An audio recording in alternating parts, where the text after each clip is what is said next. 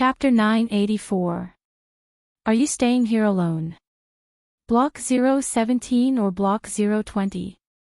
White Bear remembered that these two blocks were the only ones with individual dormitories. Bai Yunj thought for a while. South Block 102. As soon as she finished speaking, White Bear, who had just taken a sip of water, choked and coughed. South Block. White Bear's voice trembled a little. The South Block was where the real big shots of the district lived. Moreover, most of the residents in the South District were at the level of the founding fathers of the country. What's the matter? Didn't you get that house? Bai Yunj ate a biscuit lazily.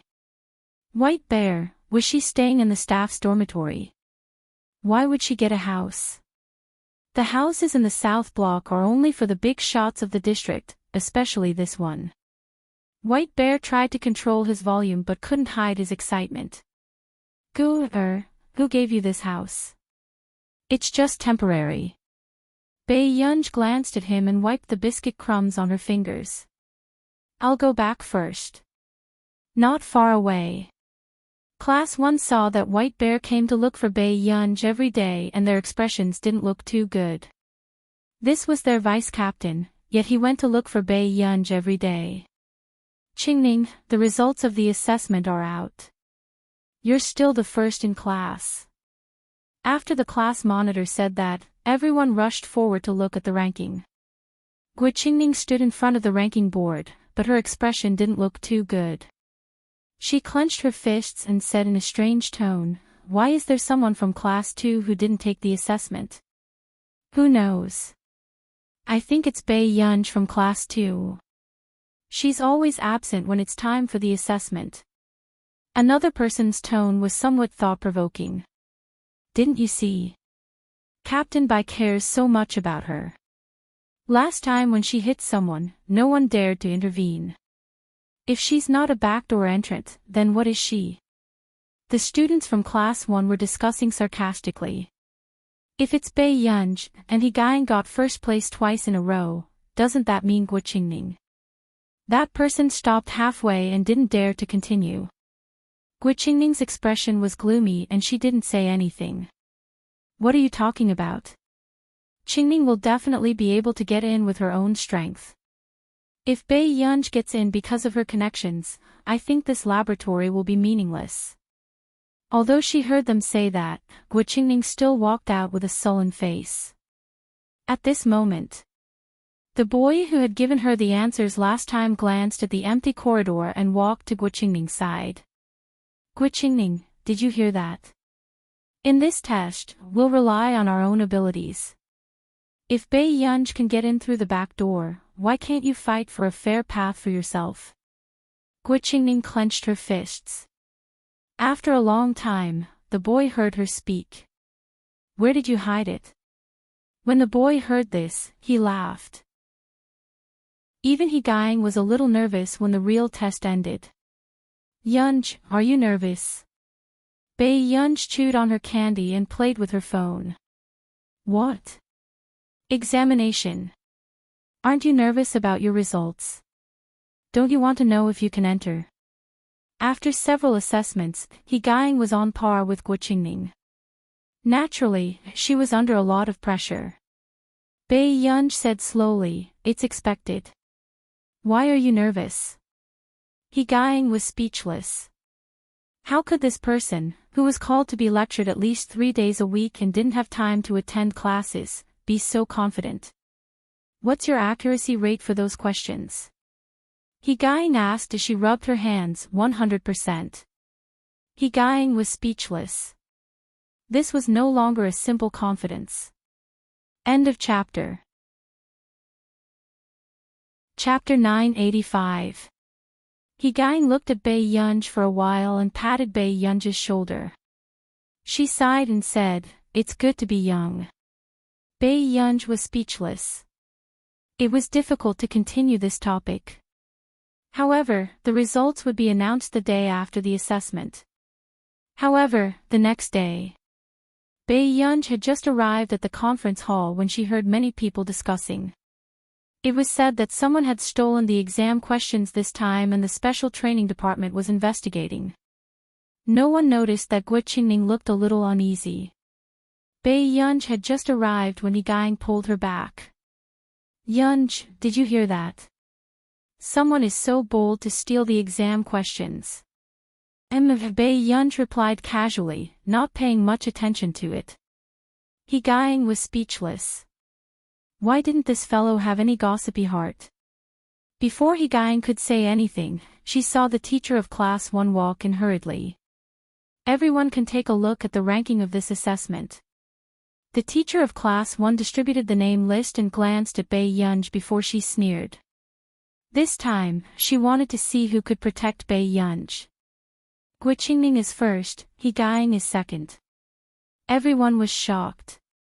Only He Gang sensed that something was wrong. She did not see Bei Yunj in the top 10. He Gang frowned and looked down. She did not expect Bei Yunj to be last. However, Bei Yunj's results were full marks. Not only He Gang, even Bei Yunj could see this situation clearly. Her bright and exquisite eyes looked casual, but she licked the tip of her teeth and her temper rose. She was starting to use such a lousy trick on her. "Teacher Lee, what do you mean? Why is Bei Yunj at the bottom even though she scored full marks?" He Gang stood up and questioned. "Do you still have to ask why? Doesn't Bei Yunj know it herself?" Teacher Lee laughed coldly. Everyone already knew that the exam papers were stolen. They just wanted to give that person one last chance. And the result? Bei Yunj, you're really brave. You memorized the answers so well. You must have put in a lot of effort, right? His words made Guiqingning feel a little relieved, but she couldn't calm down. Because the second last boy was the one who gave her the answer. He had also been discovered. She couldn't be sure that Dong Qing wouldn't rat her out. Even though they had already made an agreement. I draw a clear line between public and private affairs. Other than Bei Yunj, Dong Qing from our class is also the most suspicious. I won't let any of them off. After Teacher Lee finished speaking, Dong Chang's face turned pale. He hurriedly shook his head. Teacher, I was just possessed. I didn't do it on purpose. Dong Qing, tell us who the main culprit is. If you explain it clearly, I can ask the higher-ups to be lenient, Teacher Lee said. Dong Qing lowered his head. His eyes darted around, and his body trembled. Soon. He gritted his teeth and suddenly pointed at Bei Yunj. Teacher. She was the one who instigated me. Guiqingning heaved a sigh of relief and the corners of her mouth turned up slightly. Don't talk nonsense. He Gang scolded. He Gang. Teacher Lee glanced coldly at He Gang and then looked at Bei Yunj. Do you have anything to say? Bei Yunj sat in her seat and played with her pen lazily. She sneered and looked at her leisurely. I stole the answers. How could you find out? As soon as she finished speaking. Teacher Lee's expression changed. The others suddenly remembered that Bei Yunj hacked the system last time. End of chapter. Chapter 986. If Bei Yunj had stolen the answers, she did not even need to go to the special training department. However, Teacher Lee's face was ashen. Bei Yunj, are you trying to make things difficult for me? She sneered. Do you think I've wronged you? But other than you and Dong Qing, everyone else's ranking is normal. Very soon. Before Teacher Lee could continue speaking, someone rushed in from outside. Teacher Lee, Director Han wants the first and second place, as well as the last and second place that you've selected, to go to his office. Teacher Lee's expression softened slightly. She sneered at Bei Yunj. Now that you've reached Director Han's office, let's see how you're going to deal with this. When Guiqingning heard this, she could not help but feel a little flustered. She clenched her fists tightly. It seemed that someone had to take the blame for this matter. Guiqingning's gaze swept over Bei Yunj. A dark glint flashed across her eyes. Before she left, she sent a message to her mentor. After these people left, White Bear and the rest arrived. White Bear knew that things had gotten out of hand and hurriedly went outside to make a call. In the office. Director Han. When the questions were stolen back then, we all knew in our hearts. This time, we've also agreed to find the culprit. Since the matter is now so clear, do we still need to hesitate? In the entire special training department, Bei Yunj is the only one who scored full marks. In all these years, have we ever had anyone who scored full marks? Teacher Li complained agitatedly. Bei Yunj, do you have anything to explain? Director Han looked at Bei Yunj and asked coldly. He had never thought that Zhong Xinglin's people would have such a bad habit. What's there to explain? Bei Yunj retorted indifferently. Director Han pointed at Bei Yunj and said angrily, Bei Yunj. You. Bei Yunj licked her lips and sneered softly. It's quite surprising. In all these years in the special training department, no one has scored full marks. He Guying, who was originally burning with anxiety, was speechless. Good fellow. At this time, this ancestor was still adding fuel to the fire. Teacher Li's face was a little twisted, but she still sneered and asked, Bei Yunj, you're still stubborn, aren't you? She continued, okay. Now that the top 4 are all here, let's do another mock exam. I'll see if you can still achieve this result. After saying this, Guiqingning's pupils shrank as she subconsciously clenched her fists. However, just as Chief Han was about to speak, a deep voice suddenly came from the door. What's the matter? Why must you take the test again? Everyone turned their heads and saw Mo Yanjin, the director of the Yunqing Institute of Physics. Director Han stood up and looked surprised. Why is Mr. Mo here? Qingning is the most talented student in our academy and is also this humble one's granddaughter. This time, I came here because I heard that there was a problem with the assessment results, so I came to take a look. Mo Yanjin walked over and took Guiqingning's hand affectionately. She sat down on the sofa as if there was no one else around. Immediately, the others widened their eyes. They didn't expect Guiqingning to be Mo Yanjin's granddaughter. No wonder Guiqingning could enter Class 1 as soon as she entered the special training class. Of course, this is not Student Guo's problem. Teacher Li immediately smiled and said, Student Guo's results in the special training class are excellent, very outstanding. Qingning has been obedient since she was a child. Of course, I don't think it's her problem. Mo Yanjin glanced at the others. I'm just here to say that the juniors of our Mo family are not to be bullied. End of chapter. Chapter 987. Yes, you're right. Teacher Li hurriedly smiled. That's why we're going to let them retake the exam and see who's the one with the wrong results. Mo Yanjin laughed and asked, why should Qingning be implicated by other people's problems? Guiqingning heaved a sigh of relief when she heard this. She said softly, Grandpa, I already said that I won't rely on you for this. But you're the younger generation of the Mo family. You have to remember that with Grandpa around, no one can force you. After Old Master Mo finished speaking, Teacher Li hurriedly replied, Old Master Mo is right. We'll let the remaining 3 retake the exam. He Guying came in first 4 times out of the 6 assessments this month. The only 2 times she came in second were only 1 or 2 points less than classmate Guo, said Director Han calmly. Guiqingning's body stiffened. But this time, classmate Guo scored 30 to 40 points more than He Guying, and the questions were more difficult. So I think it's better for them to retake the exam together. Director Han threw the report card on the table, intending to do business. Director Han, are you suspecting that there's something wrong with Qingning? Mo Yanjin narrowed his eyes, his tone sounding a little hostile. Everyone else in the special training department trembled in fear when they saw this scene. But soon, someone reminded Director Han of something. Guiqingning was transferred to Class 1 by that person. Even if he didn't want to give anyone face, he couldn't afford to offend that person. Director Han's expression darkened. He pursed his lips and remained silent. Grandpa, Director Han didn't mean anything else. Guiqingning smiled. She glanced at Pei Yunj casually as a sense of superiority rose in her heart. Maybe he was confused by student Pei's attitude. Classmate Pei. Mo Yenjin frowned.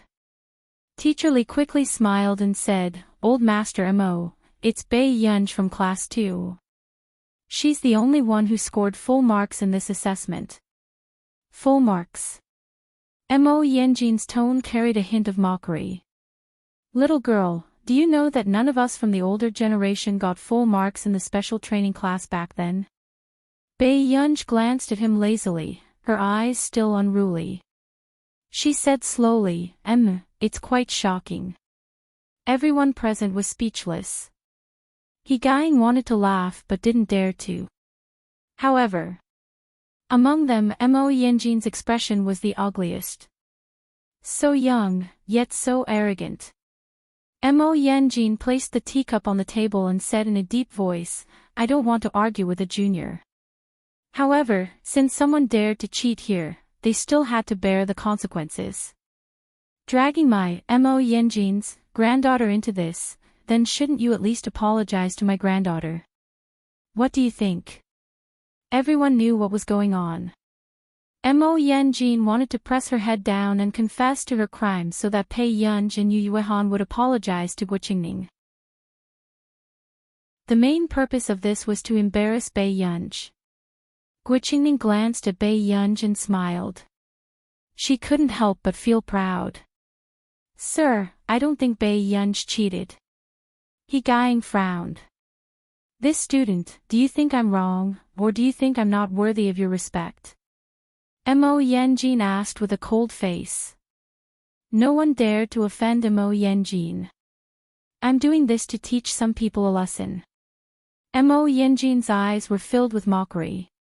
But then, suddenly, a voice rang out from outside the door with a sneer. I'd like to see who's the one worrying about my loved ones instead of worrying about their own coffin. End of chapter. Chapter 988. As soon as he finished speaking, everyone felt that this voice was familiar and subconsciously turned their heads to look. They didn't expect the person in front of them to be Zhong Xinglin. Zhong, it's Elder Zhong, everyone sucked in a breath of cold air. Although many people knew that Pei Yunj was from the Computing Institute, they didn't expect Zhong Xinglin to come in person. After all, Mo Yenjin was Guiqingning's biological grandfather. However, they had never heard of Zhong Xinglin having a granddaughter. Before everyone could come back to their senses, they saw that there was someone beside Zhong Xinglin. It was actually Professor Yu Guang, the former director of the National Defense First Research Institute. Yu Guang desperately tugged at Zhong Xinglin's sleeve, reminding Zhong Xinglin to pay attention to his image. Unexpectedly, Zhong Xinglin turned to look at him. Yu Guang, if you pull my sleeve again, I'll make you pay for it. Yu Guang, the expression on Mo Yenjin's face froze. She didn't expect to see Zhong Xinglin and Yu Guang. Elder Zhong and Elder Yu are here, Mo Yenjin asked stiffly. Zhong Xinglin looked straight ahead as he brushed past Mo Yenjin and walked to Pei Yunj. Gu, did someone bully you? As soon as Yu Guang walked over, Director Han bowed slightly to him. Director Yu. After all, he was also from the National Defense First Research Institute. What's going on? After Yu Guang finished asking, Teacher Li interrupted, someone stole the exam questions. When the exam results came out this time, only Pei Yunj got full marks. These words were just short of pointing at Pei Yunj's nose and accusing her of cheating. Yu Guang, he shouldn't have let Pei Yunj go through the proper procedures. When he was in the special training department, he didn't get full marks either. Ask Lang to come here. If this matter isn't resolved properly, don't borrow people from me in the future. Zhong Xinglin's face darkened as he roared. Everyone was scared witless. They didn't expect Zhong Xinglin, who had always been good-tempered, to be so angry. Mo Yanjin felt embarrassed. Mr. Zhong, someone has identified Bei Yunj. Identify? Who identified him? From Zhong Xinglin's tone, it was obvious that he was here to settle scores. Dong Qing braced himself.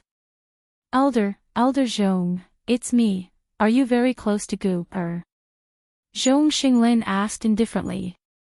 No, then why did she follow you to steal the answers? Dong Qing was at a loss for words. His stammering voice became softer and softer. Because I was the one who took the answers and was seen by classmate Pei. So, student Pei asked me for.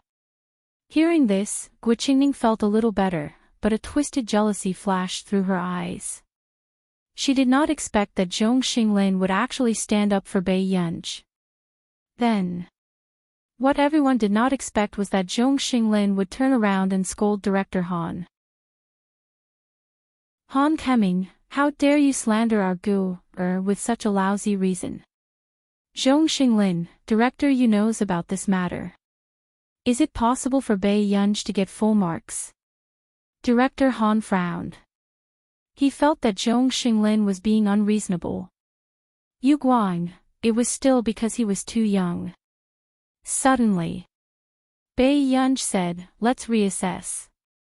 Her gaze slowly swept across the people in the special training department. She sneered softly and said in a cold tone, I also hope that the district will give me an explanation after the reassessment. Suddenly, Yu Guang felt a headache coming on. A person who had won the Ferris Prize was now being looked down upon. And the authenticity of a person who scored full marks in a small assessment was being questioned. Who wouldn't be angry if this happened to them? Moreover, Bei Yunj had a bad temper to begin with. Chapter 989. At this moment, Gu Qingning's expression was a little bad. However, Bei Yunj happened to look at her with a faint smile. Student Gu shouldn't have any special privileges.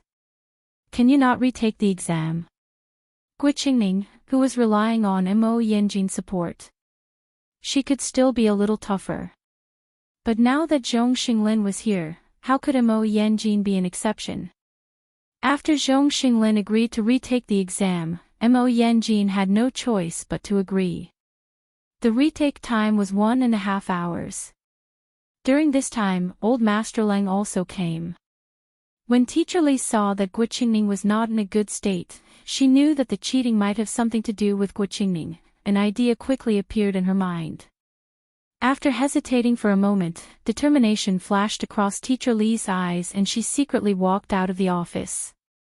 However, after more than 20 minutes, Bei Yunj finished the questions and submitted the answers. Even Chief Han was stunned by the speed at which he was moving. So fast. Had Bei Yunj already given up? Director Han pulled out the answers doubtfully and checked them carefully one by one. But a few minutes later, Director Han's expression kept changing. How was this possible? How could there be such a correct rate in 20 minutes? After Director Han finished checking the last question, his scalp went numb. Bei Yunj still got full marks. Instantly, the atmosphere in the special training area seemed to have frozen. There was actually someone who could get full marks. The remaining 3 had only finished a third of the questions. After hearing Director Han's words, they were about to collapse. What kind of monster was this? The youngest student in the special training class got a record-breaking full score in the exam. He Gaiying's mouth twitched as well. Thinking of how arrogant she was to teach Bei Yunj questions, she suddenly wanted to slap herself. The results are out. Do you have anything else to say? Zhong Xinglin glanced at everyone expressionlessly. At this moment, Bei Yunj stood up and slowly tied her scarf. She took out the key from her pocket. Old Master Lang, I'll return this key to you first. Old Master Lang, who already knew the cause and effect of the matter, started to panic. Keep the key. I don't live in the district anyway. Also, I will definitely seek justice for you. After that. Mo Yenjin's expression was already ugly enough. After everyone finished their assessment, only Higaying's results were the most stable. As for Guiqingning, she was an entire 40 points lower than Higaying. Dongqing was still at the bottom. Who was the one who cheated? The answer was obvious.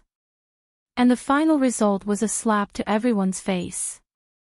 In the corridor, I think I heard someone calling for my to apologize. At this moment, Zhong Xinglin started to hold a grudge. Mo Yanjin looked embarrassed. Elder Zhong, I didn't expect Qingning to do such a thing. But Qingning is still young after all, there's no need to hold on to this matter. However, Higaying, who was beside her, said faintly, what young? Isn't Pei Yunj the youngest? Elder Mo didn't have this attitude when he asked Yunj to apologize to Guiqingning just now. Mo Yanjin's face darkened. Before Bei Yunj could say anything, her phone suddenly vibrated. She glanced at the message and quickly put her phone back into her pocket. She glanced at them. She said slowly, I still have something on, so I'll leave the first district first. As for the rest, listen to our old master. With that said, Bei Yunj really left. Coincidentally, Chu saw Bei Yunj leaving quickly from afar. P.S. Master Pei, it's mainly because I have to fall in love. End of chapter. Chapter 990. Elder Chu frowned unconsciously and muttered to himself. Strange, didn't she ask me to go to the special training office? Why did she leave? Elder Chu hesitated for a while before heading to the special training office. At the same time, the atmosphere in the special training office was tense. What are you arguing about? Elder Chu pushed the door open and entered. Old Master Lang was stunned. Elder Chu, why are you here? Suddenly, Teacher Li said excitedly, Elder Chu, you're here. The moment she thought of Bei Yunj's attitude just now, the mockery in her eyes disappeared and she smiled respectfully. I was the one who called you just now. It's about student Gua. Teacher Li knew that Guiqingning was able to enter class 1 because of Elder Chu. Now that Elder Chu was here, Zhong Xinglin and the rest had to consider Elder Chu's identity even if they wanted to cause trouble. Student Gua. Elder Chu frowned. Who is Student Gua? Instantly. Teacher Li's smile froze and she continued, weren't you the one who arranged for Guiqingning to enter class 1 last time? Elder Chu immediately denied it. What nonsense are you talking about? As soon as he finished speaking, the people in the special training office were confused and could not help but look at Elder Chu. Wasn't it Elder Chu who opened the back door for Guiqingning? This was not a secret in the special training office. Teacher Li was stunned. Elder Chu, but you were the one who personally made the call to arrange this. When did I arrange for Guiqingning? Didn't I arrange for Bei Yunj? Elder Chu's tone was impatient. However, hearing this, everyone's bodies trembled. Bei Yunj. How did the person arranged by Elder Chu become Bei Yunj? The people in the special training office were stunned. Only then did Teacher Li recall with a pale face that on the day of reporting, other than Guiqingning, Bei Yunj was also late, so, they had gotten the wrong person that day. Gradually, Guiqingning's face was also pale and her entire body was trembling. Only then did she realize that the special treatment she received during this period of time belonged to Bei Yunj. Suddenly, everyone also heard He Gu Ying's cold and indifferent words. Aren't you working in the canteen? The teachers in the special training office, ? What was he talking about? Who would dare to arrange for the retired emperor to get food? He guying. Director Han warned her not to spout nonsense. He guying stared blankly and carefully probed, did I make a mistake? But you said last time that you were Yunja's grandfather. Elder Chu coughed lightly when he sensed the gazes around him. I worked in the canteen for a few days. But later, that little girl didn't eat in the canteen. At the mention of this, Elder Chu was infuriated. Old Master Lang, suddenly, he completely understood who gave Bai Yunj the canned beef in her hands. Arranged to enter Class 1. My Gu has an A-rank pass. Why do you need to arrange it? Zhong Xinglin's tone was not very good, and the smell of gunpowder was getting stronger. At this moment, Yu Guang, who was at the side, had already noticed that this was a large-scale battle for favor. Is Bai Yunj one of your people? Elder Chu was stunned. But isn't she only in her 20s? Didn't the Institute of Computing only recruit graduate students and above? Besides, Bai Yunj looked like a bad student. Otherwise, he wouldn't have been so thick-skinned as to open the back door for Bai Yunj. Zhong Xinglin glanced at him, his attitude still cold. I don't want to say anything else. But today, since my Gu was almost made the scapegoat, the district must give me an explanation. Otherwise, whoever wants to sign the laboratory contract can sign it. Chapter 991. Scapegoat. Elder Chu turned to look at Director Han. What's going on? I asked you to take special care of her and this is how you take care of her. Director Han's face froze. Elder Chu's eyes were bright as he glanced at the others. His tone was a little cold. So, who was Bai Yunj taking the blame for just now? Instantly, Gui Qingning's face turned pale as she held Mo Yanjin's hand. Grandpa, Elder Chu, this is my granddaughter's fault, but can you do me a favor? Mo Yanjin gritted his teeth and immediately said, I have a student who just joined the 191st laboratory. If the district needs him, I can ask him immediately and arrange for him to come back to work. As soon as he finished speaking, even the teachers of the special training department were stunned. It was the 191st laboratory in Continent K. That was a place where only the elites of various countries were qualified to be selected. What's his name? Director Han could not help but ask. Hearing this, Mo Yanjin heaved a sigh of relief and smiled. Luo Yan. Everyone had an impression of this person. It was said that he was also very talented. They did not expect him to enter the 191st laboratory. Luo Yan is Qingning's senior brother. The two of them have always had a good relationship. He will definitely be willing to help. Mo Yanjin smiled. He was also certain that the district would not give up Luo Yan, who had already entered the 191st laboratory for Bai Yunj. Framing and cheating in the assessment. I will get someone to make an announcement about this. In the future, these two people will also be banned from all work in the district. Unexpectedly, Elder Chu's attitude was still firm as he said coldly, also, Mo Yanjin, you should know that framing others in a national assessment like this can be held accountable. Instantly, Mo Yanjin's expression changed. He did not expect that even if he mentioned Luo Yan, Elder Chu would not give him face. Elder Chu, a talent like Luo Yan is exactly what our laboratory needs. Before Teacher Li could finish, Elder Chu's cold gaze shut her up. Grandpa, I don't want to go to jail, Gui Qingning trembled and said helplessly. On what basis? On what basis could they let her off so easily just because they thought that Bai Yunj cheated? In the end, it was her turn and she had to go to jail. Gui Qingning lowered her head, hiding the hatred in her eyes. Not long after, Director Han couldn't help but say, Elder Chu, actually, Luo Yan is also on our invitation list. However, Luo Yan did not accept their invitation. After all, with Luo Yan's talent and potential, there were better choices. However, when Zhong Xinglin saw Director Han's attitude, he almost went berserk on the spot. Fortunately, Yu Guang quickly said, "It's better to listen to Elder Chu on this matter, Director Han." "Yes, yes. Listen to old Zhong." Old Master Lang nodded quickly. If they offended Zhong Xinglin, would they still be able to meet him in the district in the future? Director Han frowned. He didn't understand why Yu Guang didn't care about the big picture, but he couldn't change Elder Chu's decision now. When Zhong Xinglin saw that the attitude of the district was not bad, his expression turned slightly better.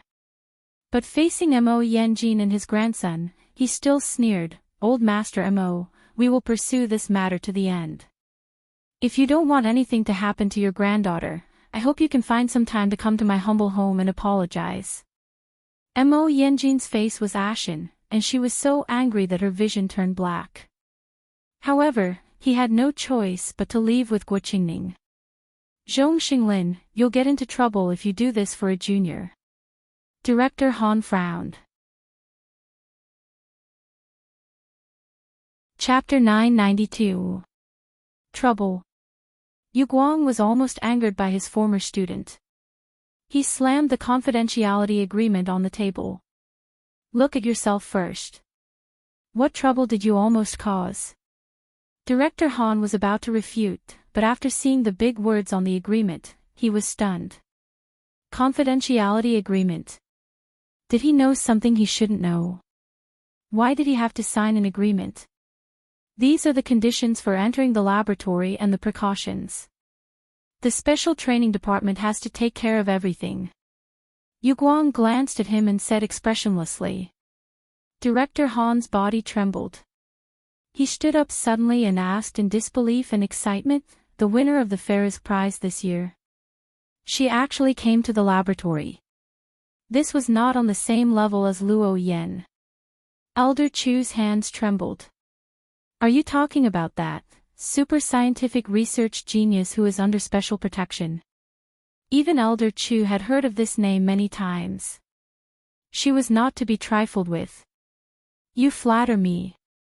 Zhong Xinglin smiled at him and said with a fake smile, "Our family has only won a few awards. We can't compare to the people who entered the 191st laboratory. This is a serious assessment for you. If she doesn't get special treatment and gets first place, you will say that she cheated." As soon as he finished speaking, Director Han and Elder Chu reacted not long after. "Bei Yunjiz." Director Han's body stiffened as if he had been struck by lightning. He had never thought that. She was actually not even 20 years old. He had never thought that. With such an identity, she would actually participate in the laboratory assessment? Entering the laboratory, wasn't this overkill?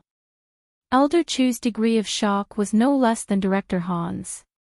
He had always thought that Bei Yunj was a typical rich second generation who fooled around. In the end, reality played a big trick on him. This girl was actually the S-level special protection target. Gu usually has a good relationship with Captain Liu and Captain Tan, so she planned to come and help. Zhong Xinglin explained their doubts, but these words were more like a slap to their faces. It was burning and painful. It's true that I didn't consider her special identity. Otherwise, I wouldn't have let Gu suffer here. At this moment. Only then did Chief Han realize that he had almost given up for Luo Yan. No matter how talented Luo Yan was, he had never won any international awards. But it hadn't even been a year since he'd appeared out of nowhere, but he'd already been nominated for 2 international mega awards. Country R was racking their brains trying to poach him. But in the end, because of the discrimination of the guest's country, he was rejected in a high-profile manner at the awards ceremony in Ferisk. If it were someone else, would they have the guts to do this? Chief Han's face was stiff, and his mind was in a mess. At the district entrance, Bei Yunj kicked the snow around his feet and put his hands in his pockets lazily. The cold wind was still blowing in his ears, but his eyes kept glancing at the entrance of the district. As expected. In less than 5 minutes, a black Lincoln limousine suddenly stopped at the entrance.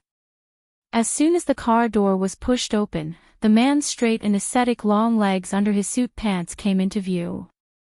Soon, she saw the man's handsome and noble face.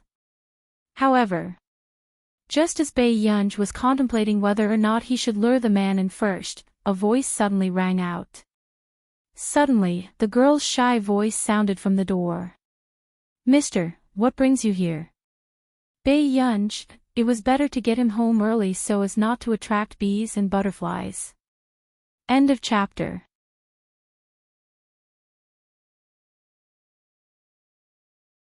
Wasn't this logo exclusive to Luo Su from Continent K? I got someone to develop a new drug based on her physical condition. Huashidu handed Zhong Xinglin a business card. "Mr. Zhong, you can take this for testing first. If there's anything else, you can look for him." Zhong Xinglin looked at the plain white business card. There was only a simple name, address, and contact information printed on it. He could already confirm that this was developed by Luo Su. At this moment, Zhong Xinglin realized that the young president of the Huo group was even more complicated than he had imagined. Although Luo Su was famous in the medical field, he had always been in hiding. Almost no one could find him. Not to mention asking him to help develop drugs.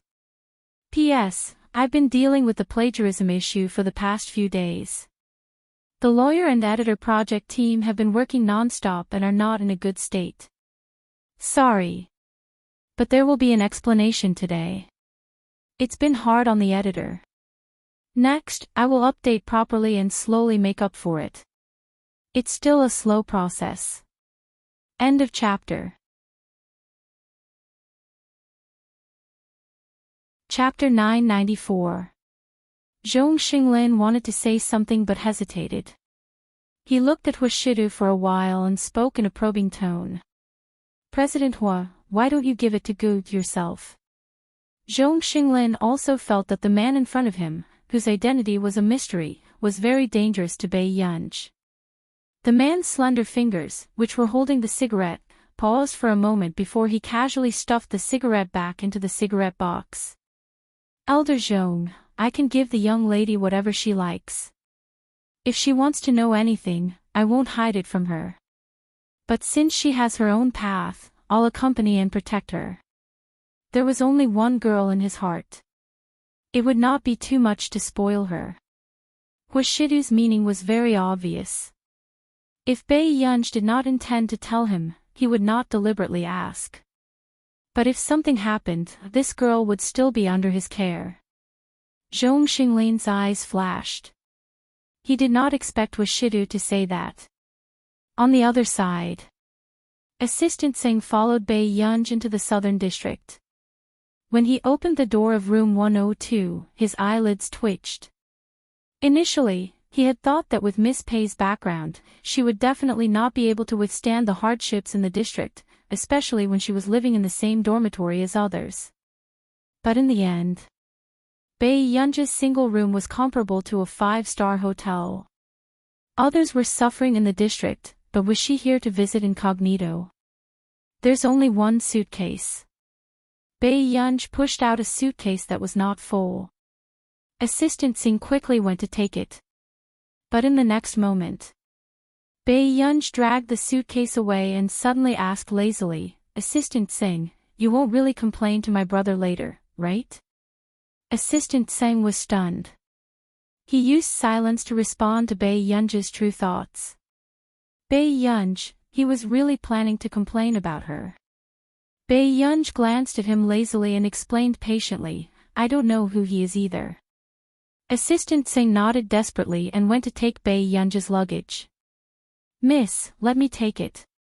If Huashidu saw that Bei Yunj was the one who carried the suitcase back, he would not be able to keep his job. But then, Bei Yunj glanced at him and dragged her suitcase downstairs. Seeing this, Assistant Singh chased after her anxiously. His smile was uglier than his crying face. Miss Pei, you should let me take it. Otherwise, I won't be able to answer to Master Du. How are you going to complain about me later? Bai Yunj asked lazily as she dragged her suitcase with one hand and gently put on her black mask with the other. Assistant Singh, he could tell that Miss Pei was trying to drag him down with her. Assistant Singh, think about it carefully. I still hold grudges. Bai Yunj's eyes curved into crescents as she threatened him in a casual tone. The corners of Assistant Singh's mouth twitched. He could only bite the bullet and agree. Miss Pei, I'll listen to you. A short while later. When Bai Yunj walked to the door, she found Zhong Xinglin chatting with Washidu. She raised her eyebrows. Elder Zhong. Zhong Xinglin glanced at Bai Yunj who was walking over and smiled. The matter has been resolved. Someone will come to apologize in a few days. The teachers in the special training department are also being investigated. Don't forget to come to the institute tomorrow. Bai Yunj nodded and replied, okay. However, just as Bai Yunj finished chatting with Zhong Xinglin and walked towards Washidu. Master Du, that's what I heard when I was over there. Bai Yunj looked up and saw Assistant Singh complaining. He looked very loyal to Washidu. End of chapter. Chapter 995. Then. The next moment, Tsing Su turned around and did not expect to see Bai Yunj looking at him with a faint smile. Just as Tsing Su was feeling guilty, Bai Yunj walked towards Washidu. However, suddenly, an excited voice sounded not far away. Brother Hua. Bai Yunj subconsciously raised her eyebrows. In the blink of an eye, she saw a girl wearing a sheepskin coat with two ponytails waving at her. However, to Bai Yunj's surprise, Wen Jiwan was beside the girl. Are you here to look for your uncle? Washidu glanced at the girl walking over and asked casually. Wei Huan was Washidu's distant cousin. She had just entered high school and rarely saw her. Yes. Wei Huan nodded like she was pecking at rice. However, when she saw Bai Yunj beside Washidu, she immediately became alert. Who are you? Washidu had lived in the Wei family for a period of time. Wei Huan and Wen Jiwan had been neighbors for a long time, so Wei Huan had always felt that Wen Jiwan would be her cousin-in-law. But now, a beautiful girl suddenly appeared beside Washidu. Wei Huan's mentality cracked. Miss Pei is here too. Wen Jiwan suddenly asked. Yes. Bai Yunj replied nonchalantly. Sister Wen, do you know her? Wei Huan grabbed Wen Jiwan's hand and was a little angry.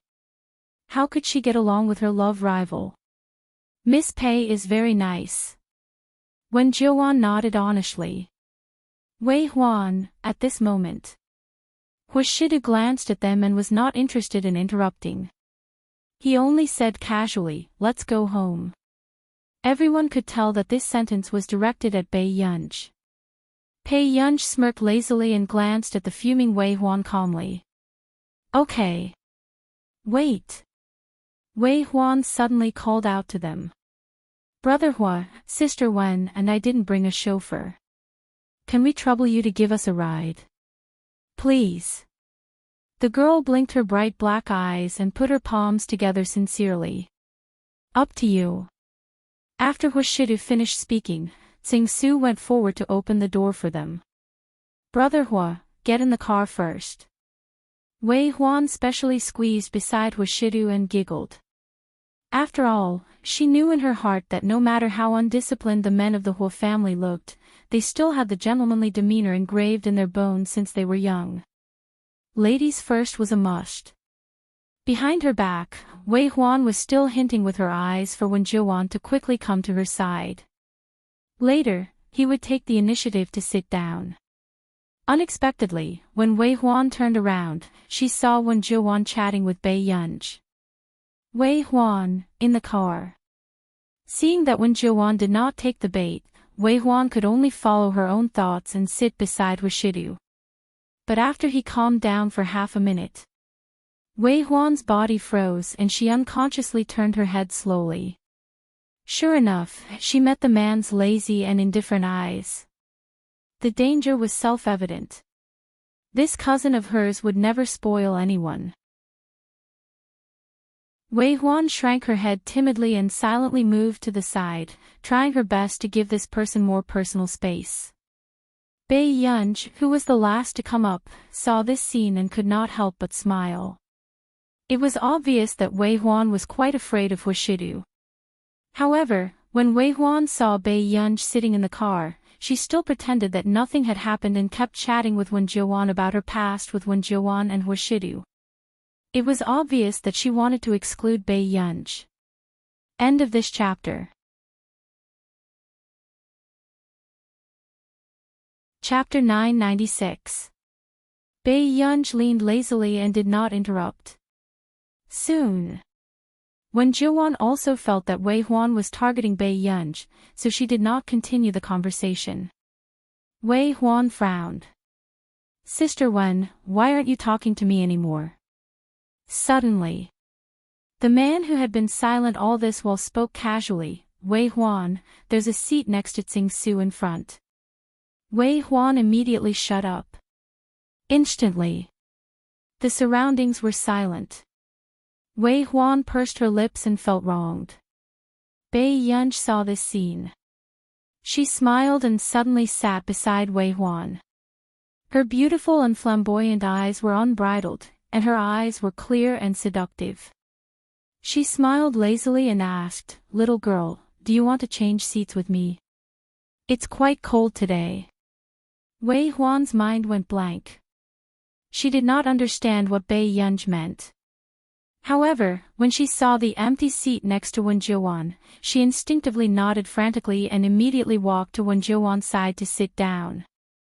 But in the next moment, just as Wei Huan felt that she had escaped from the tiger's mouth, she looked up and saw that the person opposite her seemed to want to scratch the tiger's ear.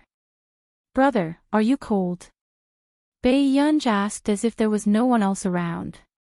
She sat close to the man, and the way her eyes were curved made people reluctant to say harsh words. Wei Huan chuckled. Her acting skills were clumsy. Did she really think that her cousin was an ordinary person? Hushidu had never shown mercy to women who took the initiative to approach him. Then, Wei Huan glanced at Hushidu and Wen Jiuan from time to time. As expected, the man glanced at her with his pale-colored eyes. His posture was lazy and noble, but he did not intend to pay attention to Bei Yunj. Bei Yunj could tell that it was because of Tsing Su's complaint just now. She licked her lips and her eyes curved naturally. She touched the back of his hand with her cold hand. The girl's voice was lazy and seductive. Brother, I'm so cold. Even when Jiuan's eyelids twitched. She subconsciously looked at the vixen opposite her. Not to mention Hushidu, even when Jiuan's heart softened when she heard this guy's voice. True enough. The man's fingertips moved. After touching the girl's cold hand, he reached out to hold it and took the initiative to ask, How many are you wearing? This scene almost caused the complacent expression on Wei Huan's face to freeze. Where did her cousin, who was not interested in women, go? Why did he have to care about this little demon? However, Wen Jiuan seemed to have expected this and did not even lift her eyes. 3 or 4. Bei Yunj saw that Hushidu took the initiative to talk to her, so she naturally reached into the man's coat. This scene caused Wei Huan's eyes to widen as his face flushed red. However, a certain someone in Pei Qian's heart didn't even blush as she hugged the man's tight waist. At this moment, what Wei Huan found the most unbelievable was that Hushidu actually acquiesced to this woman's actions. If it were anyone else, who would dare to reach their hand into Hushidu's clothes? This scene made Wen Jiuan's face burn. She had not expected Bei Yunj to be so bold, Big Brother's body is so warm. Bei Yunj took advantage of the fact that there were people around and her hand even touched the man's tight abdominal muscles as if nothing had happened. The man glanced at her casually, his gaze full of warning. Bei Yunj. Bei Yunj put her hand down obediently. However, Wei Huan saw Bei Yunj rubbing her head against the man's neck restlessly and looking at her with a faint smile. Where did this vixen come from?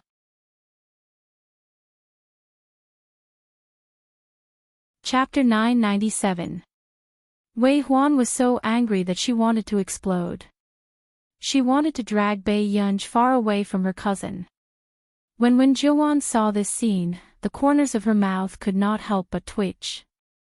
She did not expect Bei Yunj to be so childish. Brother. After Bei Yunj saw the little girl's anger, he turned around and wanted to coax her. You want to accompany Tsing-Su too? The man asked unhurriedly.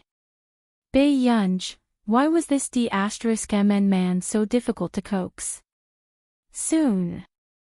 Wei Huan also came to deliver her head. Brother Hua, it's Christmas today. Are you planning to go back to the old residence for Christmas? Mo must miss you. It's better for the family to be happy during the holidays. The man's tone was light. How can I be happy with him around? Wei Huan's smile froze. Reality proved that it was better not to talk nonsense with Washidu. On the court. Only Bei Yunj raised his eyebrows when he heard this. A hint of playfulness flashed past his eyes. After getting out of the car, Wei Huan and Wen Jiuan greeted each other obediently and asked Tsing-Su to send them home. Bei Yunj followed behind Washidu. He felt that the man's footsteps were getting faster and faster, and it was a little difficult for him to keep up. No matter what, Tsing-Su had to take responsibility for this. Suddenly, Washidu, who was walking in front, heard Bei Yunj's shout and immediately turned around, thinking that Bei Yunj had sprained her ankle. But in the next second, Washidu saw her pouncing over and subconsciously opened his arms, allowing her to pounce into his arms. She hugged his waist tightly with both hands and refused to let go. Sometimes, the young man's straightforward and passionate love and blatant intimacy were hard to reject. Brother, don't be angry. I didn't go to eat with him either. The surrounding snow covered the sky. The man's tall and jade-like figure looked even more noble. The corners of his lips curled up imperceptibly. However, on the surface, he only said casually, Then when did you go out with him last night? Bei Yunj. It seemed that Tsing-Su could not stay. Before Bei Yunj could say anything, the man suddenly stretched out his hand lazily and tidied the young lady's black hair. His voice was low and magnetic, making people confused. My family's young lady is getting more and more beautiful. It's indeed easy to be thought of. Even Bei Yunj looked at him in a daze. I still have a meeting. Go back and change your clothes first. If you miss old Master Qin, I'll arrange for the driver to send you to the Qin family's old mansion. Bei Yunj inexplicably sensed that the man was not in a good mood. In the living room, Bei Yunj leaned against the sofa and dried her hair. Auntie Meow brought a bowl of soup over. Miss, drink the soup to warm yourself up. Thank you, Aunt Meow. Bei Yunj's lips curved and she took it quickly. Aunt Meow smiled and said, Drink slowly. Aunt Meow will help you dry your hair. Auntie Meow had always doted on Bei Yunj and cared about Bei Yunj as much as her own daughter. Sir really dotes on Mississippi usually, Sir never comes back on this day. Auntie Meow smiled as she dried Bei Yunj's hair. Is he at the old mansion? Bei Yunj asked instinctively. Auntie Meow shook her head. Usually, Sir is abroad at this time. He will only be back after a month. Bei Yunj's eyes darkened and she drank the soup slower. He must have specially stayed behind to celebrate the festival with Miss. Auntie Meow smiled from ear to ear. Bae Yunj subconsciously looked at the second floor. Soon, Hwashidu heard a knock on the study door. "Brother, I have a gift for you after the meeting." The man raised his eyebrows, but the others in the video did not hear the sound outside the door. End of chapter.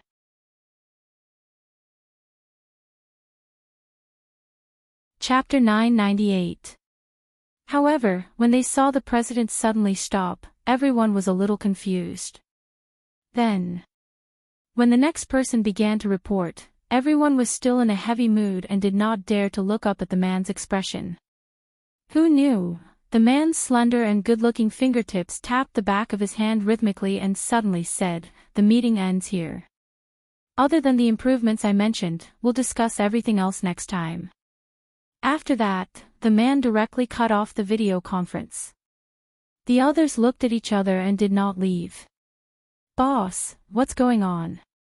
Someone could not help but ask. Could it be that President Hua is also celebrating the holiday with someone today? A certain senior executive, who had always been famous for his gossip, looked at Sing Su excitedly. "President Tseng, don't you think so?" "I don't know, don't ask me." Sing Su continued to chat. Just as he was drinking tea guiltily, he heard another senior executive ask excitedly. "President Hua, could it be that he's hiding a mistress and has a girlfriend?" Sing Su spat out his tea. "Hey, that's not right. I heard that some time ago, there was a young lady who went to the president's office in a private elevator. If it's a girlfriend, it should be this one, right?" "You're wrong. I saw this young lady last time too. She was still wearing her school uniform. No matter how scumbag President Hua is, it's impossible for him to lay his hands on a female high school student." Sing Su's hand trembled so much that he could not hold the teacup properly. Was that a female high school student? She was clearly a vixen. She had completely eaten Master Du. On the other side, Bae Yunj was still sending messages to the small group. "Bae Yunj, what gift should I give a boy for Christmas? He'll be happier. Lu Yuanci. Chu Zhixing, Daddy Pei, are you in a relationship? Lu Yuanci, we're working hard in high school and you're taking leave to date. Bae Yunj. No." Immediately after, Lu Yuanci's attitude took a 180-degree turn.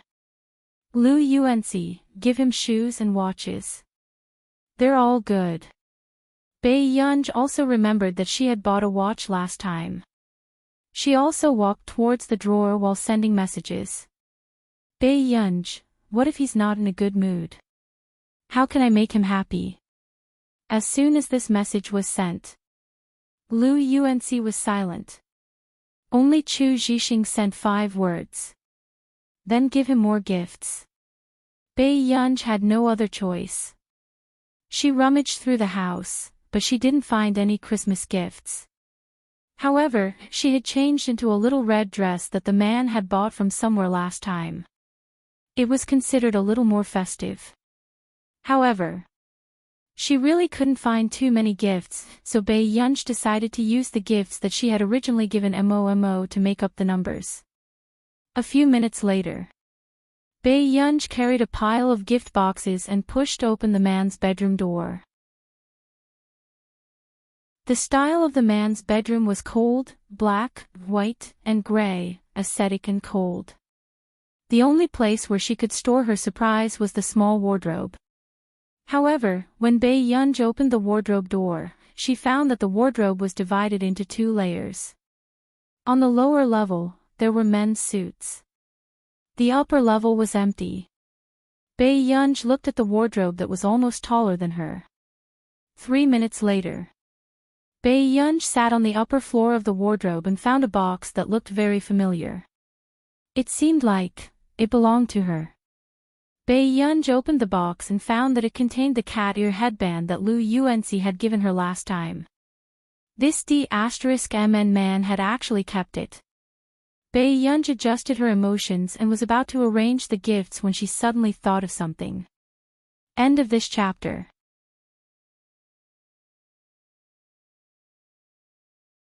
Chapter 999. Her eyes flickered and her gaze landed on the cat ear headband. She licked her lips and the corners of her lips curled up slightly. Bae-yeonj picked up the cat ear headband, touched the furry cat ears, and put it on her head first. Then she continued to lay out the gifts.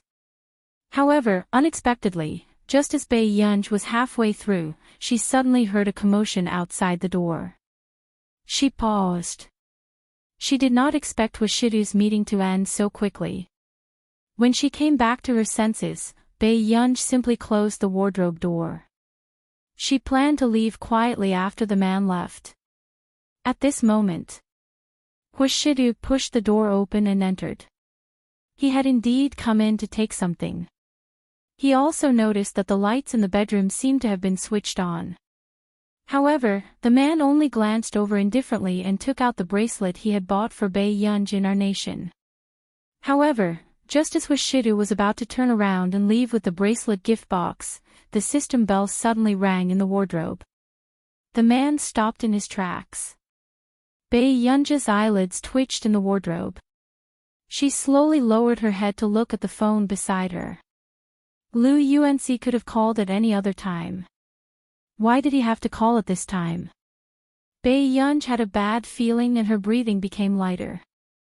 But at the same time, the man's lips curled up lazily and he walked towards the wardrobe. Finally, he stopped in front of Bae-yeonj.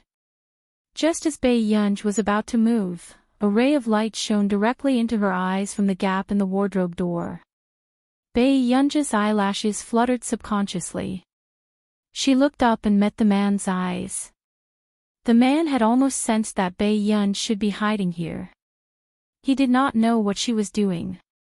However, the moment the door opened and he saw the girl's appearance clearly, the man's eyes darkened. It was so dark that it seemed to be able to hide all the light and devour everything. The girl in front of him had slightly curly black hair and was dressed in a seductive red dress. Under the light, her slender and fair legs made one's blood boil.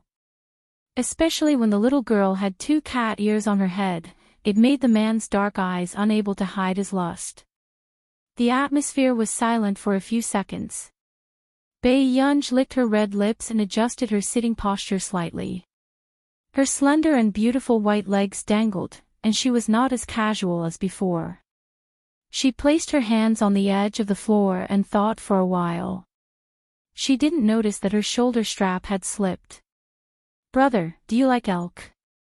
Bae-yeonj saw that the man was staring at her. She wanted to take out the little elk she had prepared for Momo to ease the awkward atmosphere. However, in the next second, the man opened the gift box slowly with his well-defined hands and said casually, "I don't like it." Bae-yeonj, how could he continue coaxing her?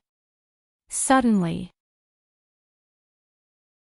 the man's voice was languid and seductive as he said lightly, "Big brother likes little wild cats more." Before Bae-yeonj could react, Bae-yeonj felt a little cold touch on her ankle. She instinctively lowered her head. It was originally a bracelet for Bae-yeonj, but now it looked better as an ankle bracelet. Especially the little girl's slender ankles. The darkness in the man's eyes disappeared in a flash. Bae-yeonj looked at the man's lowered eyes. His handsome and noble eyes were serious. However, at this moment, the man was only putting on an ankle bracelet for her. Her heart inexplicably skipped a beat. After fastening it, the man looked up and Bae-yeonj's eyes met his dark and unreadable eyes. In addition to some special and burning emotions, there seemed to be some kind of desire. End of chapter.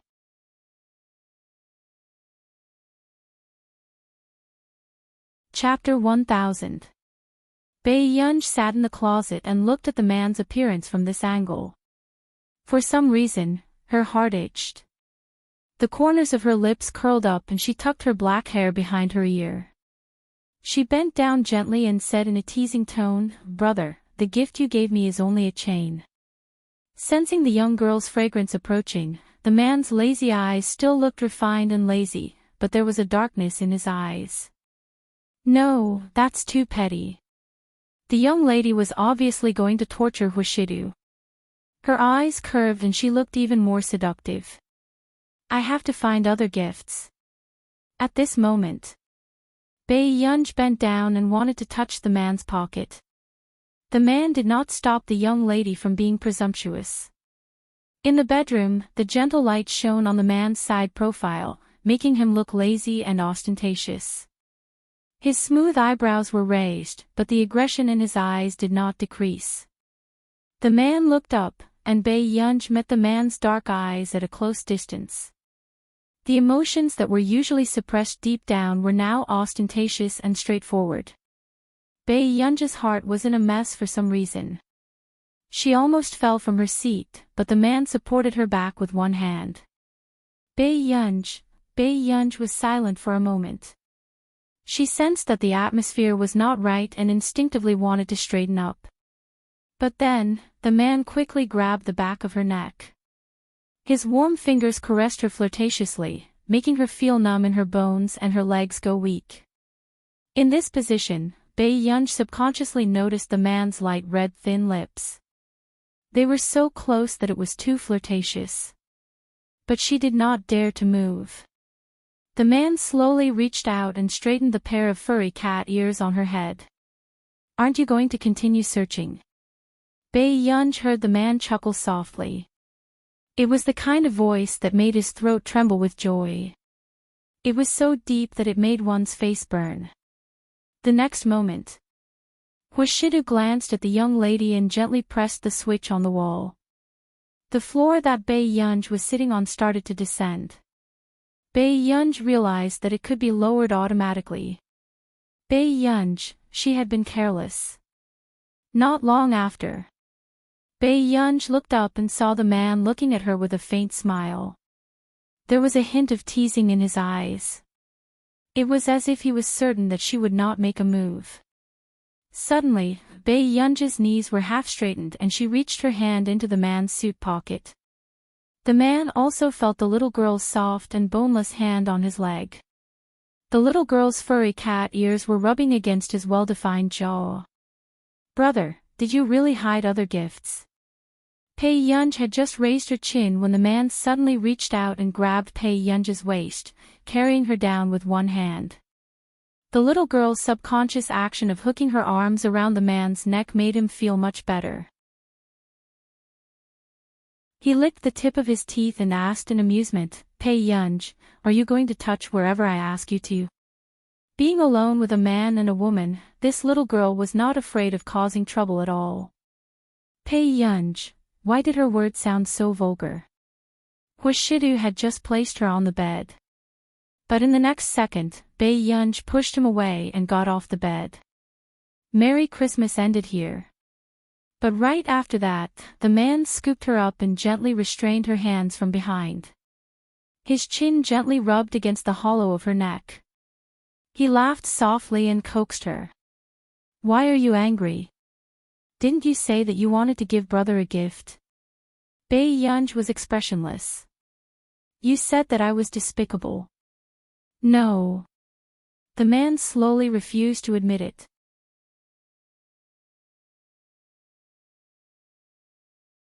Chapter 1001.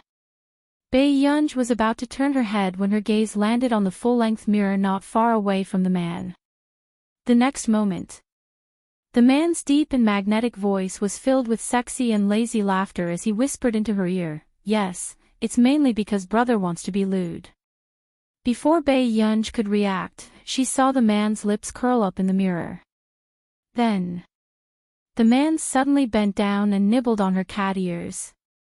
The way he nibbled on her ears made her blush and her heart beat faster. His eyes stared straight at her. Bae-yunj froze. The man's flirtatious and ambiguous low laughter made her ears turn red and hot. She was so grateful that her entire body went soft. Where's our union's little tail? Bae-yunj's heart beat wildly for some reason. She did not dare to look into the man's eyes. she did not notice that there was a faint pink on her snow-white skin. At this moment, the way the man in front of her smiled was simply the epitome of a refined scum. The next day. "Miss, what happened to your foot?" Aunt Meow exclaimed. Bei Yunj, the man, who had just come downstairs, smirked and said naturally, "I bumped into something." "Aunt Meow, prepare a few more bottles of Jeda wine at home next time." Huishida glanced at her slowly and said with a smile, "I'll prepare it." Bei Yunj, last night, she had been flirted with by the man until she was dizzy. When she ran away at the last minute, she accidentally bumped into the cabinet. When the private doctor came, he even reminded Bei Yunj that young people had to restrain themselves. It was not safe to have a too exciting experience. Thinking of this, Bei Yunj glanced at Huishida with an unfriendly gaze. However, the man smiled silently and walked to Bei Yunj's side to sit down. "Yunyun gave brother a present last night. Brother likes it very much." For a moment, Bei Yunj did not know if the present Huishida was talking about was the one she had placed in the closet or something else. Then, Bei Yunj heard a certain someone say gently, "If there's a tail, brother will like it even more." Bei Yunj, was this dog man like this during the day as well? Seeing that Bei Yunj didn't want to talk to him, the man just lowered his head and laughed. He put one hand on the back of her chair and gently stuffed something into her pocket with his slender fingers. "There was a gift last night, but I forgot to give it to our Yunyun." Huishida reached out and scratched the little girl's chin. Bei Yunj heard him say, "The key you threw on the table last time was to a laboratory next to the Computing Institute." "Laboratory?" Bei Yunj's eyes flickered. She looked up at Huishida and subconsciously took out the key. Why would he think of sending her to the lab? "Last time, Elder Zhong told me that you are also very interested in research." Bei Yunj. "So, you're giving me the lab." If she was purely interested, wasn't Huishida burning money? He reached out and gently pinched Bei Yunj's face. He said regretfully, "Yes, brother also asked Mr. Zhong if he could sell the Computing Institute to me. Unfortunately, he didn't agree." Bei Yunj, he still wanted to buy her a Computing Institute. But at this moment, Bei Yunj's thoughts were not on this. Otherwise, she would have realized that something was wrong. She had been thinking since last night about why Huishida had been abroad all these years. "Brother, are you going on a business trip this month?" Bei Yunj suddenly asked. Huishida's pale eyes glanced at her. "Are you chasing me away?" End of this chapter.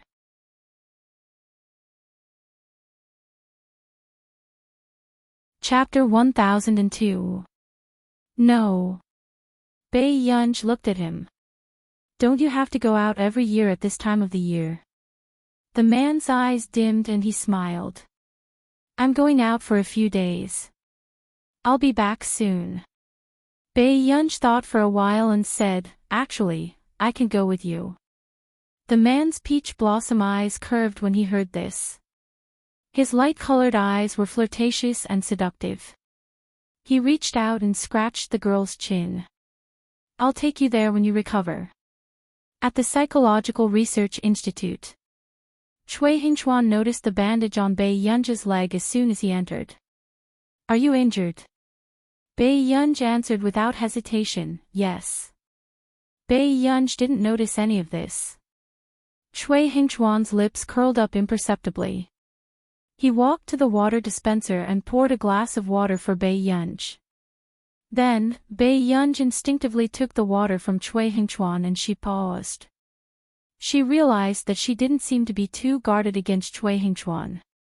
Actually, Bei Yunj didn't like Cui Hingchuan all this time. But she didn't know when she started to have a good impression of Cui Hingchuan. It was a good impression of a friend. "Be careful when you walk next time."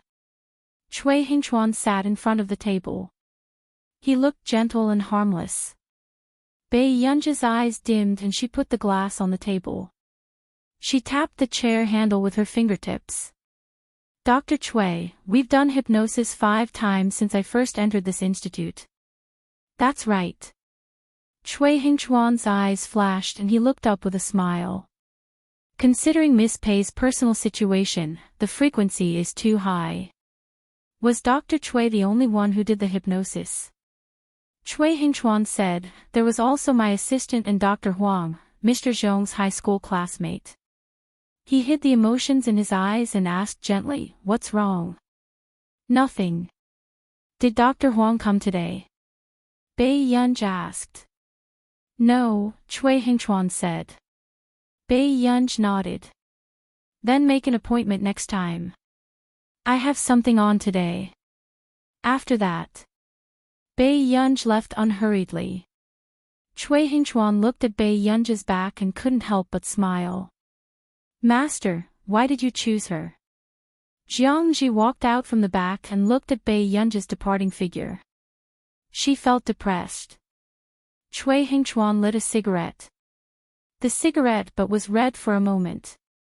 He slowly blew out a smoke ring and said with a faint smile, because I really want her.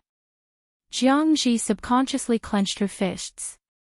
She had sensed that Chui Hingchuan was interested in Bei Yunj when he raced with Bei Yunj in the store. But she seems to have sensed something. Chui Hingchuan didn't care and opened the medical record book. It's okay. Even if she wants to change people, they will be my people. For example, old Master Zhong's old classmate, Dr. Huang. He clearly saw how he hypnotized Bei Yunj and injected the drug into Bei Yunj. However, he was very tight-lipped and knew whose side he was on. But she's too smart. She even sensed her own emotions. This was something Chui Hingchuan didn't expect. If it were anyone else, it would be impossible for them to sense it after just 4 injections. Jiang Ji's eyes lit up. Yes, Master. This is too risky. What's more, Contreras values her so much. Ask them to send the 7 experimental drug this week. Chui Hingchuan curled his lips. I'm looking forward to seeing how she falls in love with me. End of chapter.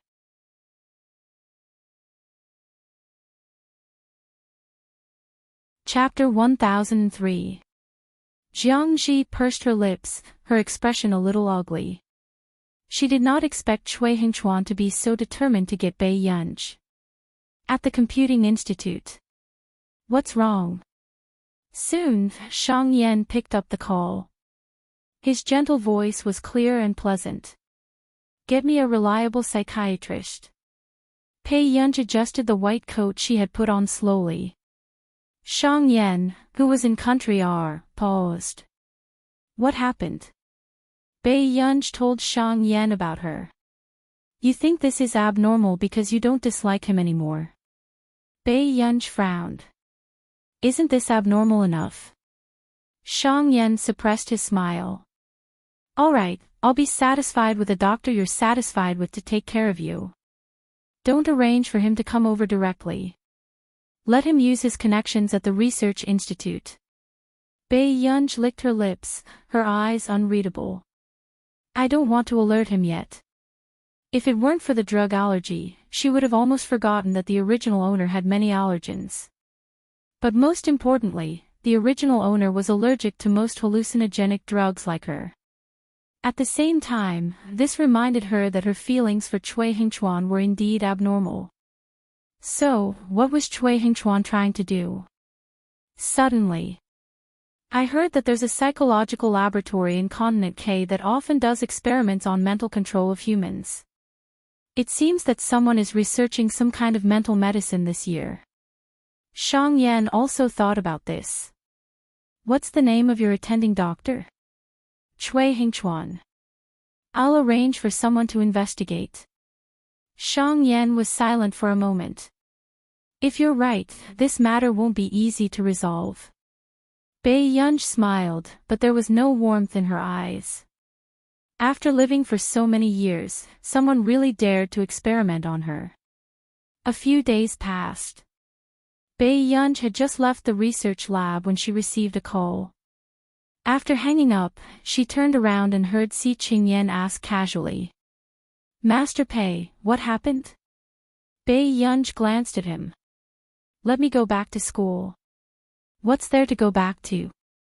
Don't waste any more time at this critical juncture. Si Qingyan said nonchalantly. No, we have to see how our little Chu and little Lu are doing. Pei Yunj was in a good mood as the corners of her lips curled up. Si Qingyan was speechless. Why was she still worried about being a father? Hengda High School. After Pei Yunj entered, she walked straight to the office. The door was half closed, but the voices inside could be heard clearly. Regarding the joint examination of the 9 schools, as class teachers, you must urge the students not to lose a single point that they should get, do you hear me? The principal continued, in the last mock exam, Yunqing First High School scored a historic 0. 12 points higher than us. Don't you feel threatened? Someone whispered, Principal, there's no need to be so nervous about such a small score. There's no need to be so nervous. The principal's voice became even louder. In the last comprehensive test, the number 1 middle school next door scored the highest in the city. The highest score isn't in our school, and the average score can't be compared to number 1 middle school. What do you class teachers care about? Principal, our school can get the highest score this time. Teacher Wen suddenly interjected. At the same time, Bei Yunj happened to push the door open and enter. Reporting, Teacher Wen, I'm back. The next moment, everyone's attention landed on the person at the door. After not seeing her for a few months, the girl's beautiful eyes were still carefree and high-spirited. End of chapter.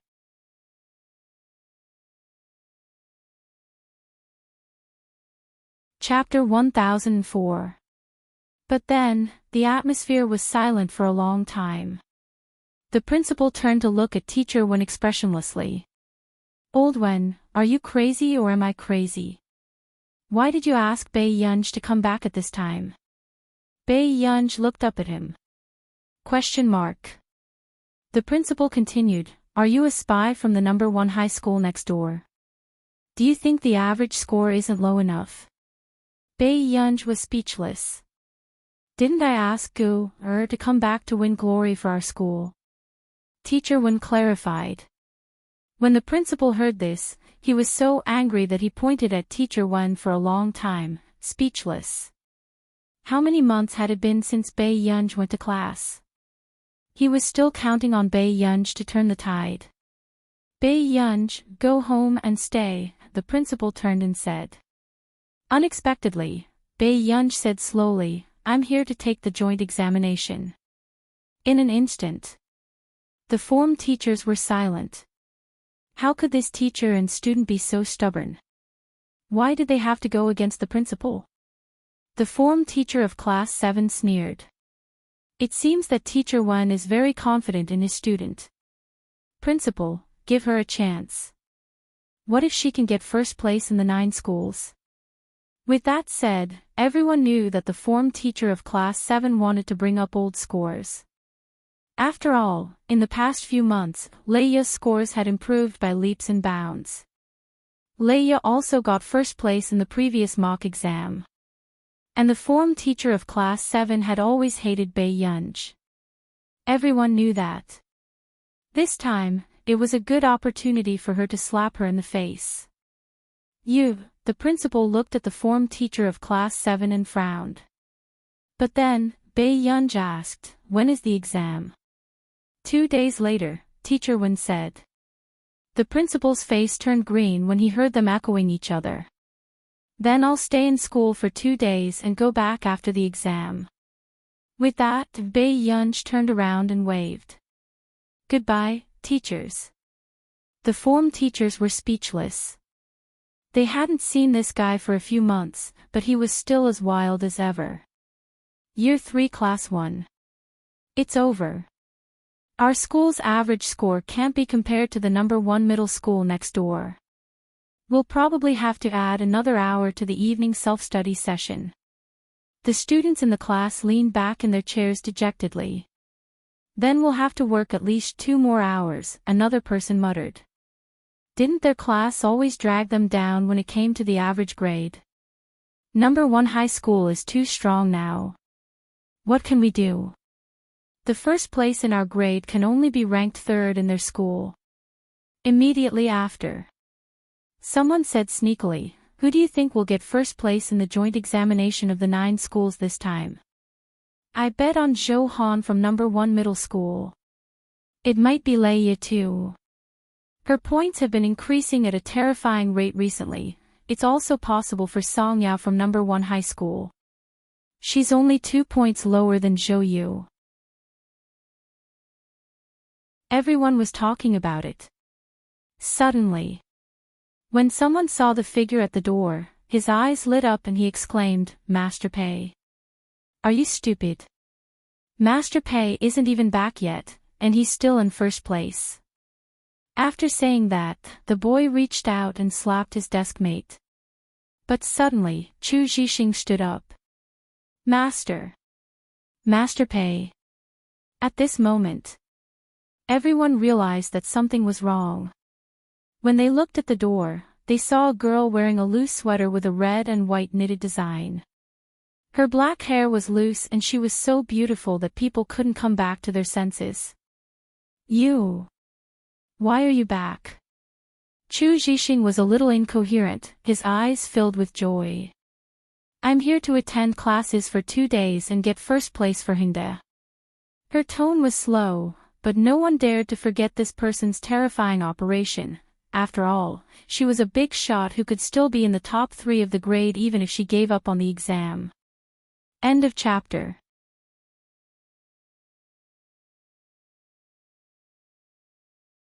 Chapter 1005. The people in Class 1 felt proud and couldn't help but be excited.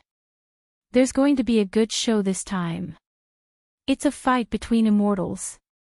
What do you mean by immortals fighting? Another round-faced girl bit the cap of her pen and looked at Bei Yunja's lazy side profile.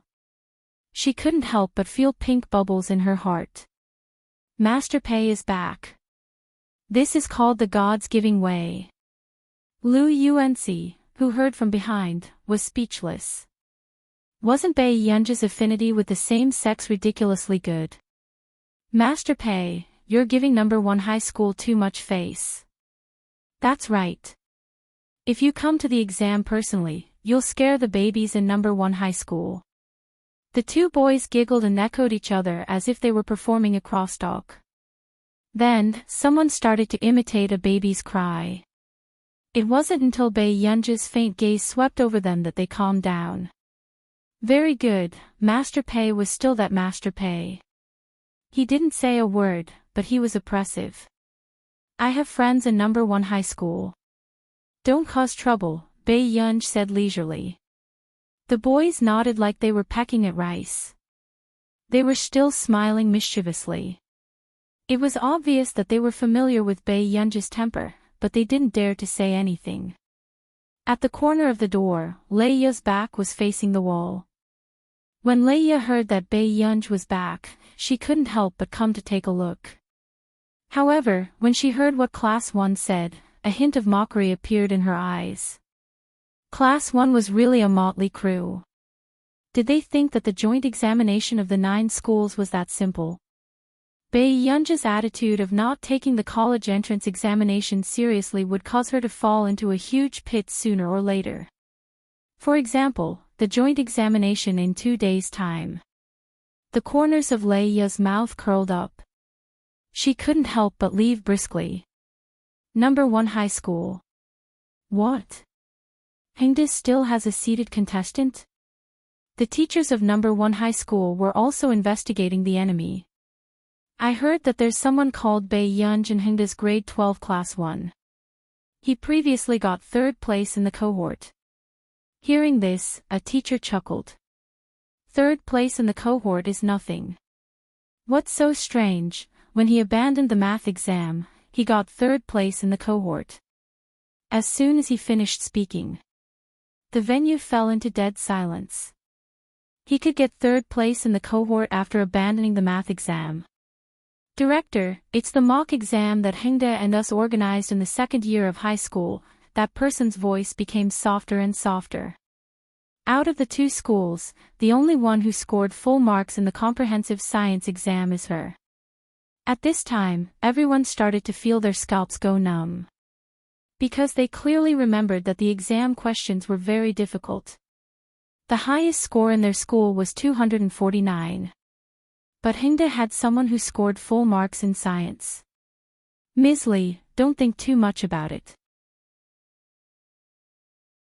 I also heard from Hengde that Bae Yunj hasn't been to school for a few months.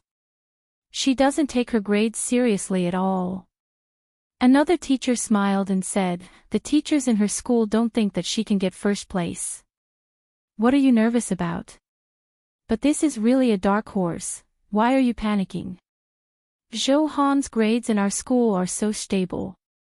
Is there anyone who can do better than him? The teachers of the two schools had different thoughts. They were all waiting for the joint examination of the 9 schools. After school, the students of Hengde saw the school bell, Song Yao, standing at their school gate. Initially, he was still wondering who was the one who had hooked up with the school bell next door. He did not expect to see Bae Yunj greeting Song Yao. The boys in the same class were already whistling. Master Pei, you even got the school bell next door. Bae Yunj was speechless. Song Yao walked over and stared at her. You have to treat me to ice cream. Bae Yunj touched the tip of her nose. Song Yao Yao, it's winter. End of chapter.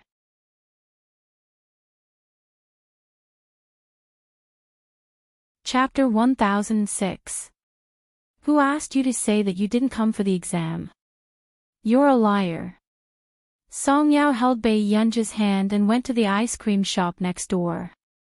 No, we can only drink milk tea. Bae Yunj hugged her shoulders and turned Song Yao to the milk tea shop. Looking at Song Yao's gentle and pretty eyes, she unconsciously supported her head with her hand and looked at her. What are you looking at? Song Yao also wanted to question Bae Yunj confidently, but looking at Bae Yunj's lazy smile, her eyes inexplicably drifted away. Song Yao Yao, you're too fierce. She smiled and reached out to search Song Yao's head. Bae Yunj had only agreed to come to the 9 schools joint examination after receiving a call. Song Yao glared at her and took the milk tea Bae Yunj handed her. Did the teacher ask you to come back? Bae Yunj leaned against the glass wall lazily and drank milk tea. But suddenly, she heard a sound at the door.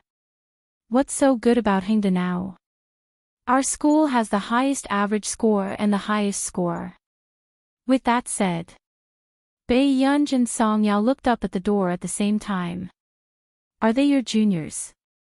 Bae Yunj went up to Song Yao and asked. Song Yao's eyes were gentle, but they were still indifferent. I don't know them. Then, the two small groups at the door started to argue. Didn't number 1 high school do well this time? Do you really think you're so important after surpassing them once? The tone of the students from number 1 high school became even more mocking. Surpassing them once. I think other than Qing Zihuai, who has already left, there's only a bunch of trash left in Hengde. These words made Song Yao frown and she looked at the boy coldly. What questions do you not know today? Show me. Bae Yunj did not care much about the argument outside.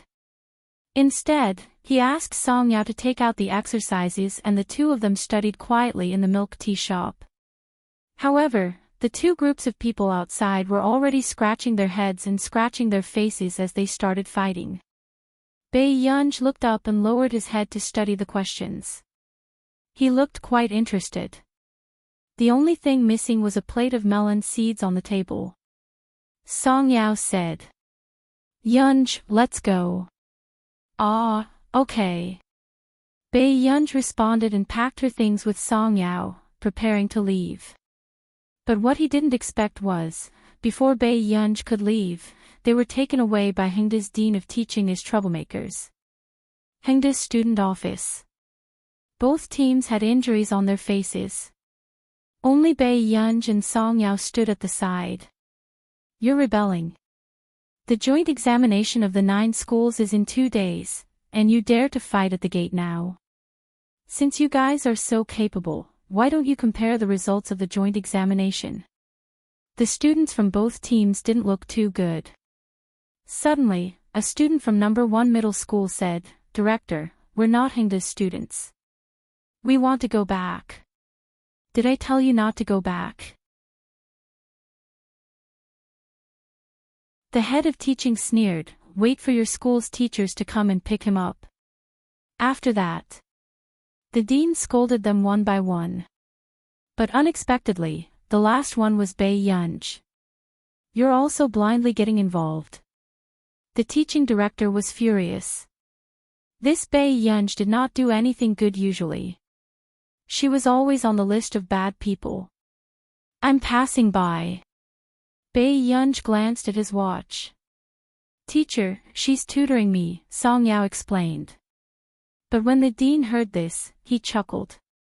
"You're Song Yao from number 1 middle school, right?" Song Yao nodded. "Yes. You asked her to tutor you." The dean's words were filled with distrust. How could he not know Bei Yunj's capabilities? End of chapter.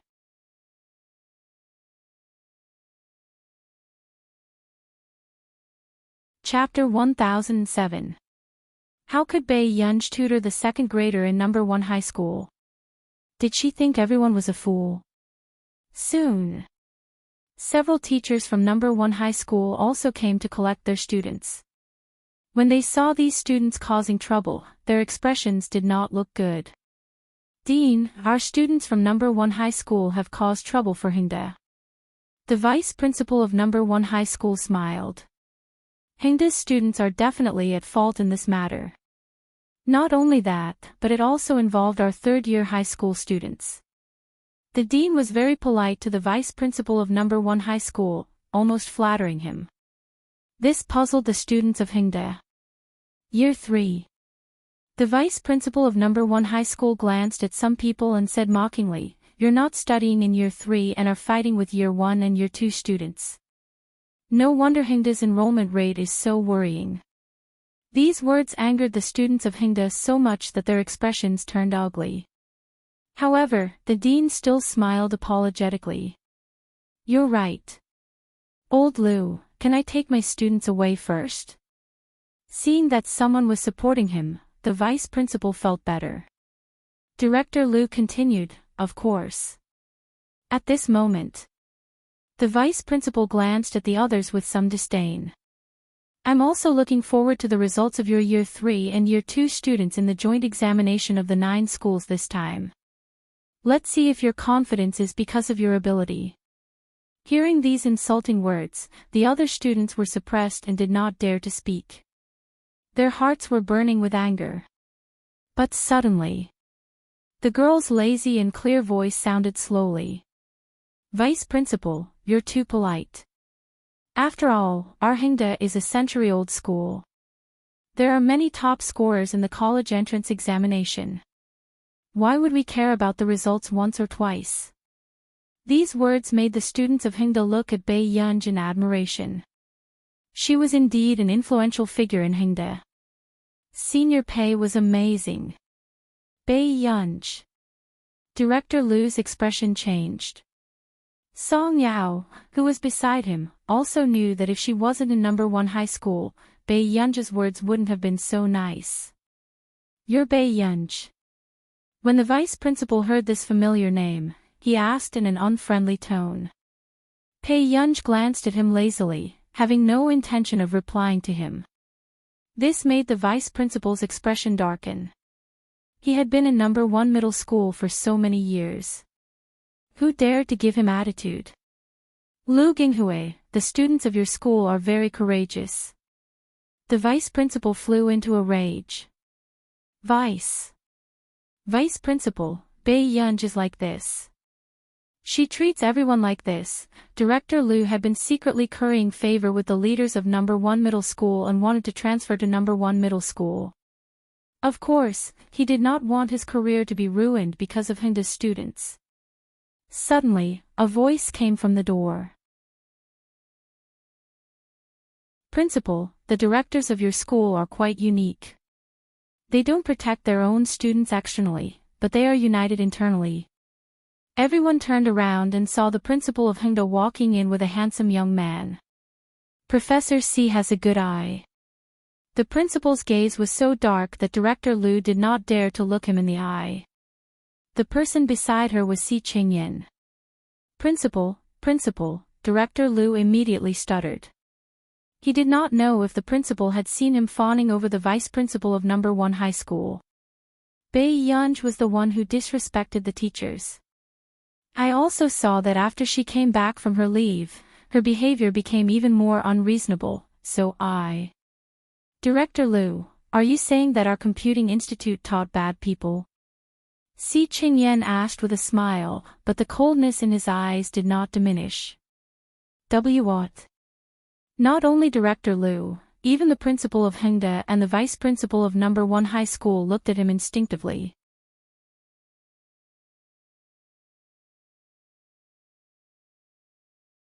Chapter 1008. Since when did Bai Yunj have anything to do with the Computing Institute? As the top computing institute in the country, the Computing Institute had extremely high requirements for recruitment. Bai Yunj was only a high school student. How was this possible? Bai Yunj also gave Si Qingyan an intriguing look. Si Qingyan was speechless. Was this girl even human? He was protecting her here, and she was threatening him. Our old master likes student pay. It's not strange for him to make an exception in the future. Si Qingyan said slowly, oh, right. Everyone should know that our computing institute has always had a recommendation slot for a university. Instantly, everyone remembered. As the top computing institute in the country, the Computing Institute had signed a cooperation agreement with Yunqing University. Every year, they could send a student to study in the computing department of Yun University. Not to mention Bai Yunj's results, even if Bai Yunj did not take the college entrance examination, she could successfully enter Yun University through the cooperation mechanism of the Computing Institute. Hearing this, the expression of the vice principal of First High School changed. Back then, his nephew also wanted to enter the Computing Institute, but he was eliminated in the preliminary round. But now, a Year 3 student from Hengda actually had a chance to enter the Computing Institute. This, Yunj didn't tell us about this. The principal said with a smile. If Hengda's students could enter the Computing Institute, they would have a golden reputation in the future. The vice principal of First High School beside him was so jealous that his face was about to contort. Si Qingyan chuckled and could not help but take revenge. What's there to say about her? She only stayed in the institute for a few days before she went out to play. His tone was sour. Isn't she just relying on the fact that the old master dotes on her? Bai Yunj was speechless. The principal of Hengda's smile froze.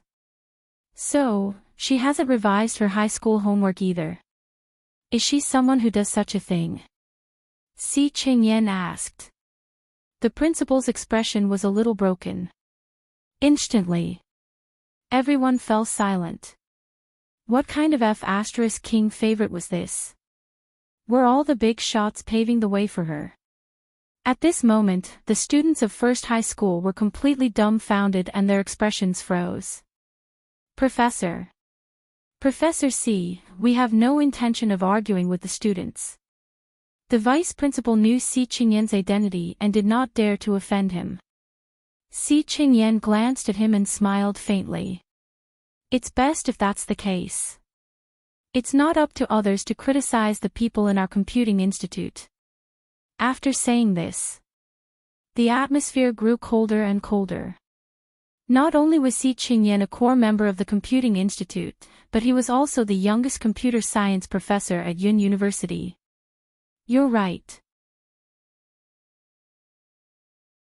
The vice principal smiled stiffly. Originally, when he came to Hingda, he didn't plan to give the school leaders any face. However, she did not expect to meet Si Qingyan halfway. After Bai Yunj and the other man left, Song Yao returned halfway. At this moment, the vice principal then realized that Song Yao was there too. Song Yao, were you there just now? Song Yao glanced at the vice principal and said in a pleasant voice, but then. Before the vice principal could speak, Song Yao suddenly walked in front of a boy. It was the boy who said that the students of Hingda were all trash at the entrance of the milk tea shop. Song Yao's smiling eyes were still reserved and gentle. She said gently, "Do you think you're not a good-for-nothing?" Instantly, the boy's expression was ugly. The vice principal also warned Song Yao. "I have something on the day after tomorrow. I'll apply for leave and give up the exam," Song Yao said calmly. "Song Yao, what do you mean? Are you going against the school?"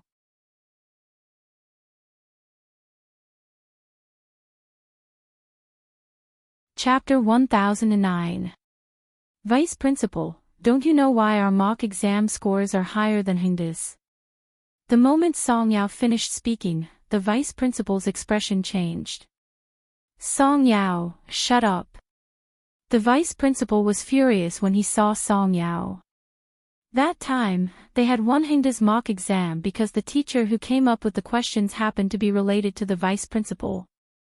Without the students knowing, the teachers had arranged similar questions for the students of their school. As a result, the average score of that question was much higher than Hingda's. However, Song Yao was the only one who refused to listen. She simply left that question blank and went against the school openly. Otherwise, with Song Yao's results, she would be a few points higher than the first place. Song Yao smiled and said, "Vice Principal, you can't cheat in the college entrance examination." With that said, Song Yao turned and left. The vice principal gritted his teeth, but there was nothing he could do to Song Yao. Indeed, one could not cheat in the college entrance examination. Therefore, First High School still had to rely on Song Yao to get high marks. The next day, the students of Hingda saw a notice. The dean of Year 3, Lu Ginghui, was suspended. Currently, the principal was in charge of supervising the Year 3 students. Class 1. Master Pei, oh God, I heard that you brought a few Year 2 and Year 1 boys to fight with the students from First High School next door. Someone said excitedly, can't you find your brothers in your class for such things in the future? They'll definitely be better than our juniors. Bai Yunj did not expect this matter to become more and more ridiculous. However, she still smiled lazily. Sure, I'll organize a gathering next time. Lu Yuanci was speechless. Chu Zhixing was speechless. Bai Yunj, your examination hall information. Lu Yuanci glanced at her and gave her the examination hall information. Bai Yunj glanced at it and asked, "Where's examination hall 29? Lu Yuanci paused. First High School. Bai Yunj was speechless. Some things came easily. On the day of the exam, Bai Yunj took the school bus to First High School. Only then did she know that only 2 students from Hingda had been selected to go to First High School. Coincidentally, Bai Yunj was one of them. The other student was a girl. She looked very introverted and did not dare to look up at Bai Yunj the entire time. Until they got out of the car. Bai Yunj raised her eyebrows when she saw the school leaders who were attending to her. "Vice Principal, good morning." Bai Yunj was all smiles. However, when the vice principal of number 1 middle school saw Bai Yunj, he almost couldn't smile. "You're taking the exam in number 1 middle school?" "Yes." Bai Yunj nodded and walked inside. The vice principal stared at Bai Yunj gloomily and felt inexplicably uneasy. "Principal Huang, this student doesn't look like a good student," the dean of First High School said. The vice principal sneered, "This student has a solid foundation of connections. By the way, tell the teachers in Beiyunj to keep an eye on her." Yesterday in Hingda, he also noticed the attitude of the principal of Hingda towards Beiyunj. He reckoned that Beiyunj would be nothing more than cannon fodder when she returned for the exam. She would not be a threat to them. However, the vice principal was furious at the thought that Song Yao dared to abandon the exam. Fortunately, Zhou Han was around. Besides, Qin Youjiao, who they had always thought of as the biggest threat, did not come back for the exam. The vice principal heaved a sigh of relief. Hingda had no chance to make a comeback in this joint examination of the 9 schools. Examination Hall 29. The moment Beiyunj entered, many people were staring at her. Some people even recognized Beiyunj. "Pfft, why was she assigned to this examination hall?" someone asked with a smile. "P.S. We'll continue tomorrow. Thank you for your monthly recommendation."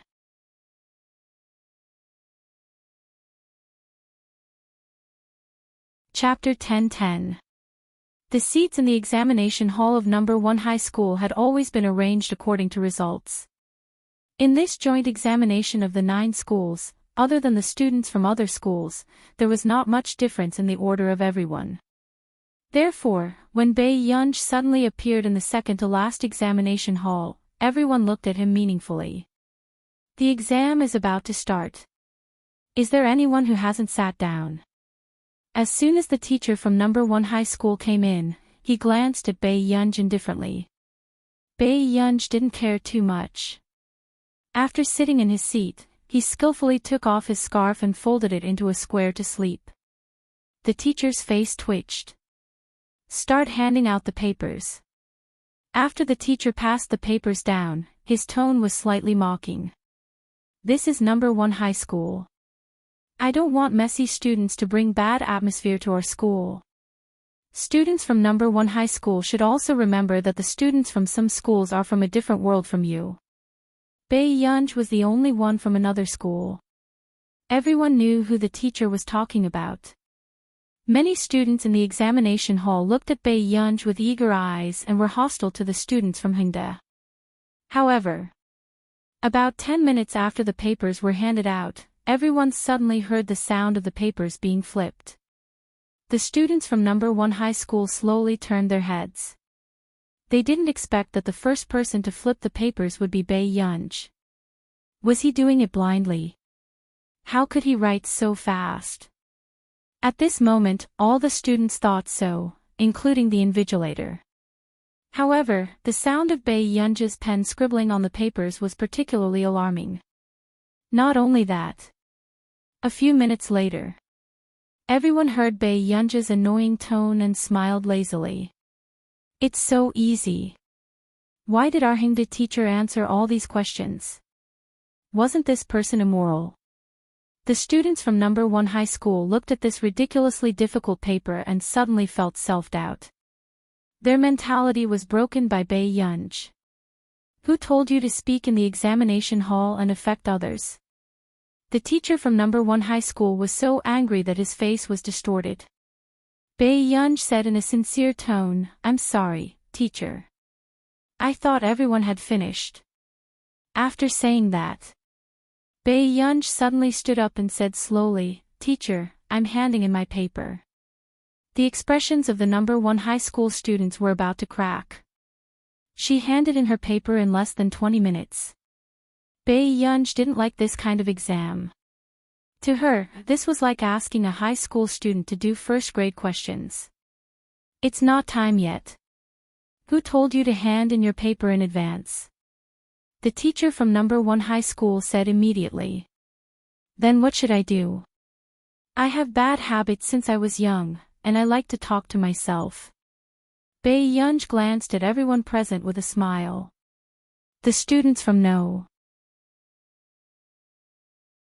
1 high school suddenly had a bad feeling about this.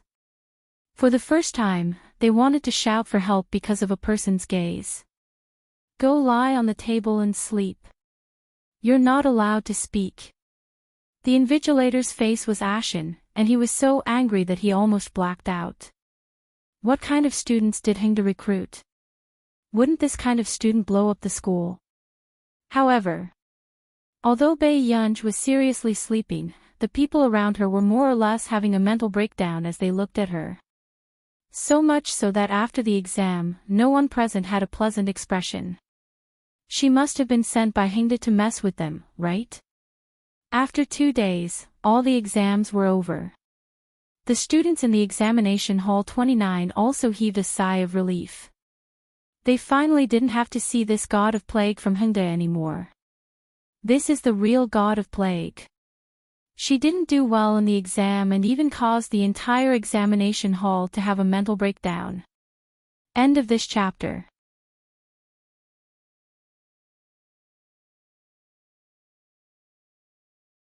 Chapter 10-11.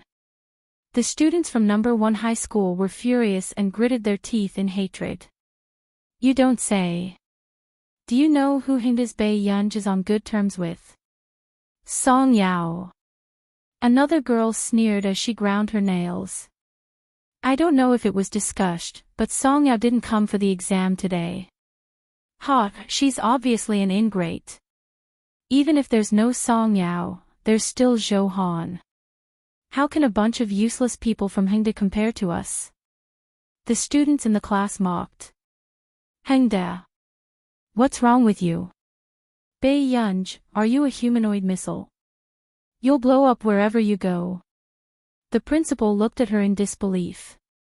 You've been in number 1 high school for 2 days and number 1 high school has called our school more than in the past 2 years. Bei Yunj was speechless. Did you call me over to punish me or criticize me? Bei Yunj asked slowly. The principal took a deep breath and glared at Bei Yunj. Don't do it again. Bei Yunj looked at the principal in surprise and replied with a smile, okay, then I'll leave school.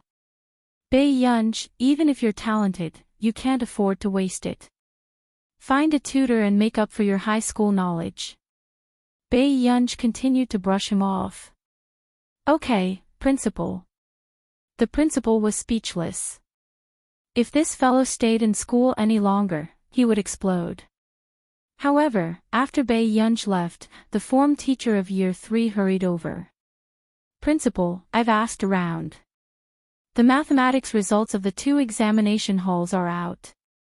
The highest score in our school is still Leia with 125 points. But Zhou Han with 130 points. What? The principal was also stunned. The craftiness of this exam was already at its peak. Zhou Han from number 1 high school actually scored so high. But principal, Leia is a contestant in the Physics World Championship. I heard that Leia's physics score is above 90. Zhou Han only scored 82 points. The principal heaved a sigh of relief. Fortunately, there's still Leia. Then, the principal thought for a moment. However, their scores are too close. I wonder what the final result will be, on this day. The teachers of the 2 schools were studying the highest score in the first examination hall. The atmosphere was soul-stirring, but no one cared about the students in the other examination halls. So much so that the teachers marking the papers were bored to death. When they reached the last paper, they almost spat out their tea. What's the situation? The student in examination hall 29 solved the last question of physics. Teacher Chen was in charge of correcting the last 2 questions, but there were only a handful of people who got it right. There was not a single person who got it all right. The test paper in his hand was actually the first one that was completely correct. Teacher Chen came to his senses and flipped the paper forward. When the paper reached her hands, she was already at the last question. But this examinee actually got all the answers right. Was this world a fantasy? Before Mr. Chen could react, the voice of Mr. Zhang, who was marking the math papers, suddenly came from the door. Old Chen, did you see anything wrong with the physics paper in examination hall 29? Mr. Chen subconsciously pointed at the paper in his hand, his voice trembling unnaturally. This is a perfect score paper. Teacher Zhang walked in and asked tentatively, "Is it examinee number 27? Mr. Chen looked down. Yes. But when he reacted, he was shocked. How did you know? Mr. Chen looked up and met Teacher Zhang's eyes. He suddenly had a bad premonition. Examinee number 27 scored full marks for the mathematics paper. End of chapter.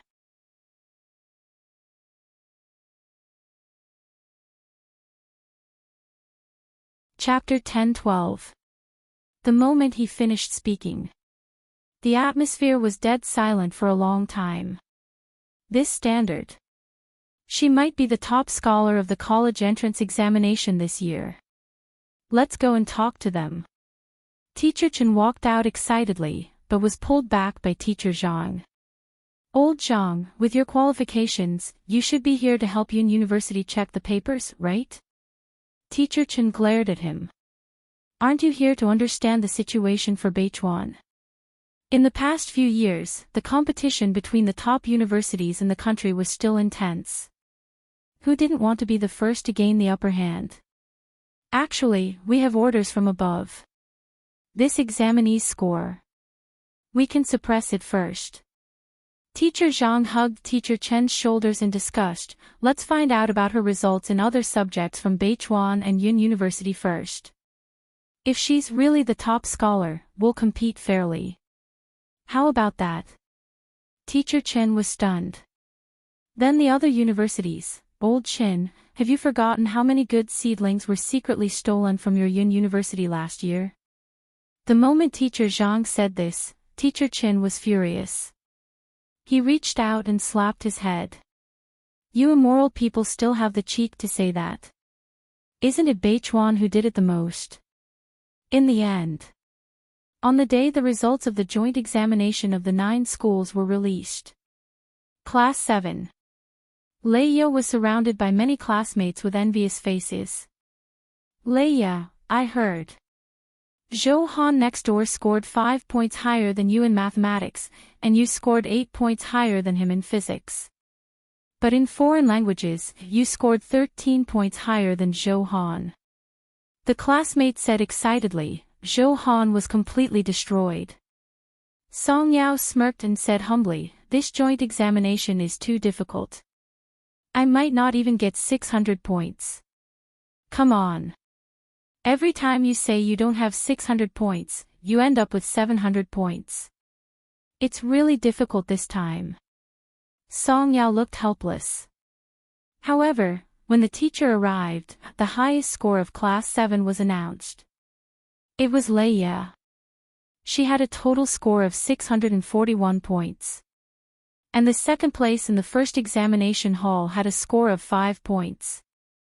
Many people could not help but discuss fervently. Leia and Zhou Han were fighting like gods.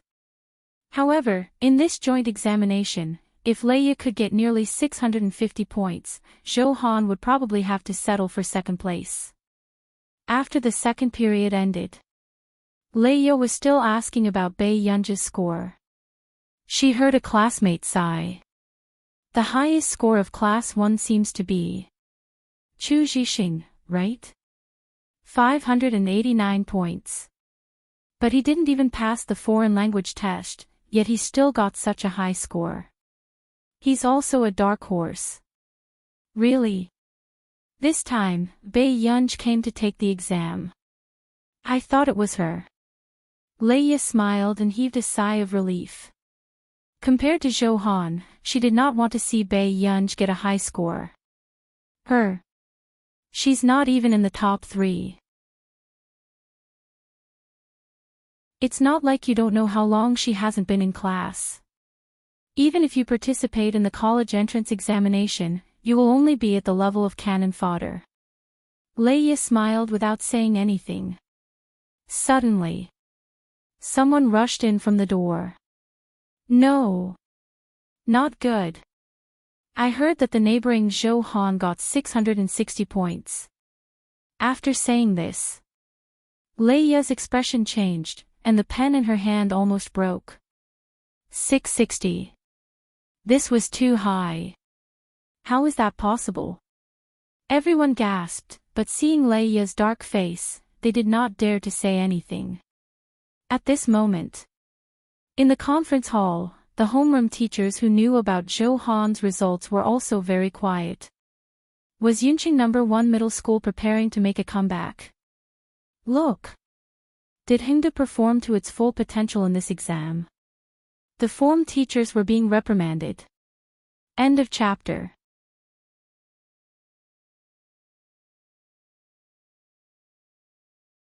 Chapter 10-13. There's a difference of more than 10 points between our first place and theirs. The principal pointed at these form teachers. Hingde's reputation has been ruined in my hands. Principal, let's calm down. A form teacher hurriedly said, Leia isn't the only one in class 7. This Qin Youjiao is still in our nation. The form teacher of class 7 immediately understood. Yes, Youjiao didn't fall behind in her studies overseas. The last time I sent her a paper, she scored even higher than Leia. Hearing this, the principal calmed down a little. You mean, Qin Youjiao's results didn't drop? This was also very surprising to the principal. That's right. Besides, Qin Youjiao even has policy bonus points when she comes back. How can she not compare to Zhou Han next door? The form teacher of class 7 changed the topic and glanced at Teacher Wen, mocking him sarcastically. Sigh, this is also taking leave, but good students will never disappoint. Oh right, Teacher Wen, didn't you say that Bei Yunj could get first?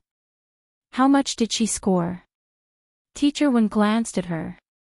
I was in class for the first 2 periods and didn't check the scores.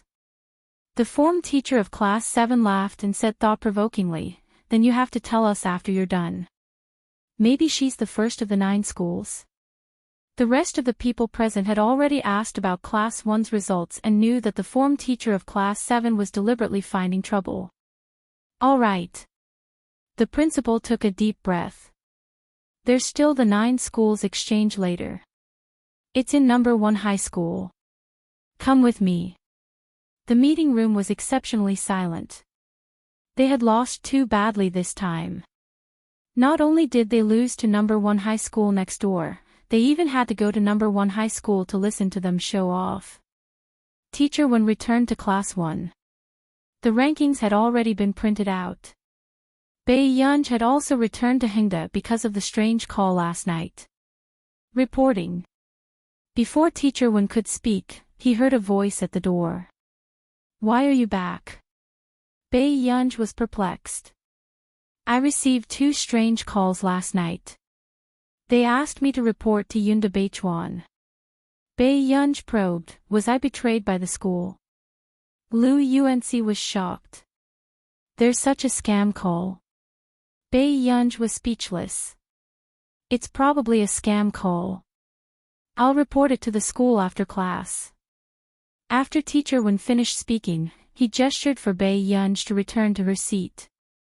Come in and listen to the results of this exam. When Bei Yunj heard this, she subconsciously walked inside. But as soon as he sat down, he was pulled by Lu Yuanci. What happened to your results? What do you mean what happened? Bei Yunj turned to look at him. The first place is Brother Chu, and the second place is you. I'm already in 5th place, and you're not even in the top 10. Lu Yuanci said bitterly, you'd better come back early so we can go to class together. Listen to Yen. Bei Yunj immediately snatched the ranking list from the front desk. She couldn't believe that she could get this question wrong. But in the end, the first place really wasn't hers. But not long after, Bei Yunj suddenly looked up and interrupted Mr. Wen. Mr. Wen, where did my grades go? What results? Where did they go?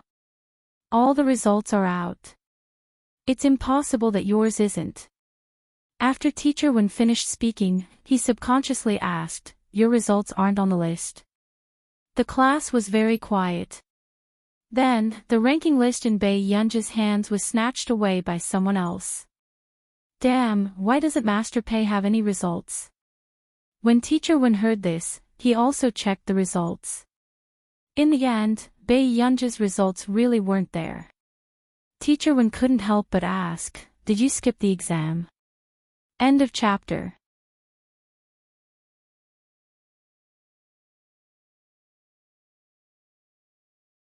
Chapter 10-14. Bei Yunj was speechless. Chu Zhixing immediately explained, "Teacher, that's impossible.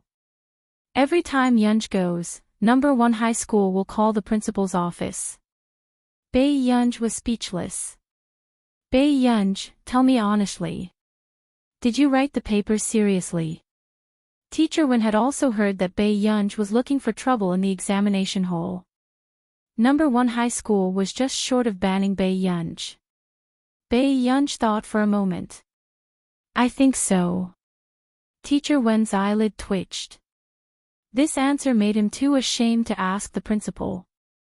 At the 9 schools exchange, other than the form teacher and principal, Leia also went, but her expression was still not too good. She only felt better after being comforted by the principal. Although they did not surpass Shou Han this time, they were still much better than Bei Yunj. However, the moment the principal and the form teachers entered number 1 high school, the people from number 1 high school did not hesitate to show off. Hingda didn't perform well this time, did they? They let our number 1 high school take the lead again. The principal of number 1 high school could not hide the pride in his tone. The principal of Hingda only gave a fake smile. Number 1 high school has taught well. Actually, we didn't teach much. The main thing is that the students are obedient and know how to study hard.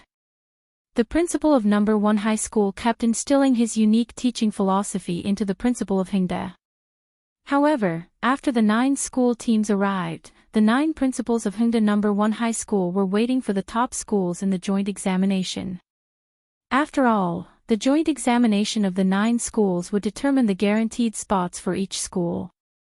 However, no one expected the principal of Beichuan University to come. Before this, they had never seen this person come personally. The principal of number 1 high school immediately stood up and smiled like a flower. "Principal Tan, why are you here personally?" The other principals knew that number 1 high school was in the limelight this time, and these high schools probably wanted to get more people from number 1 high school. Just as expected, the principal of Beichuan shook hands with the principal of number 1 high school. "Of course, it's for our country's good seedlings. These students are better than the other in your hands." The principal of number 1 high school pretended to be humble, but he was grinning from ear to ear. "Not at all. It's the student's talent." However, just as the Hingda principal was about to roll his eyes, the Beichuan principal suddenly turned to look at him. "Headmaster Jian, you really surprise me every year.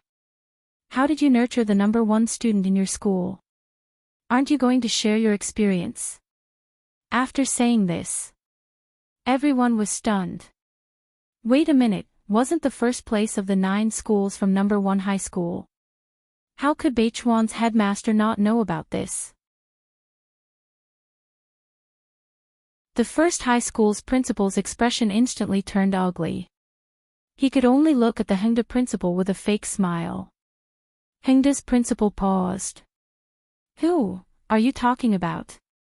The Beichuan principal was stunned for a moment before he patted the Hingda principal's shoulder and teased, "Old Jian, you're too pretentious. After so many years, this is the first time I've met someone who scored full marks in all the subjects. You still don't know which student did it." Hingda's principal? Was this a student from their school? What? The first high school's principal's face turned pale, and he almost couldn't stand still.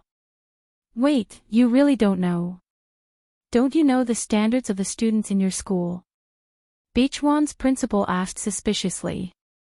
But suddenly, Teacher Wen suddenly probed carefully, "Is her surname Pei?" Yes. This student should be called Bei Yunj, right? Her future is limitless.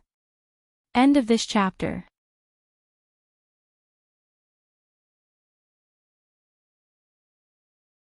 Chapter 10-15. This was the first time he had called a student in so many years. In the end, he was blacklisted. The principal of Hingda hesitated. Our school, first place. Who are you talking about? He didn't believe that Leia would have the guts to blacklist the principal of Yun University. However, the principal of Beichuan turned around and asked, "You were blacklisted too?"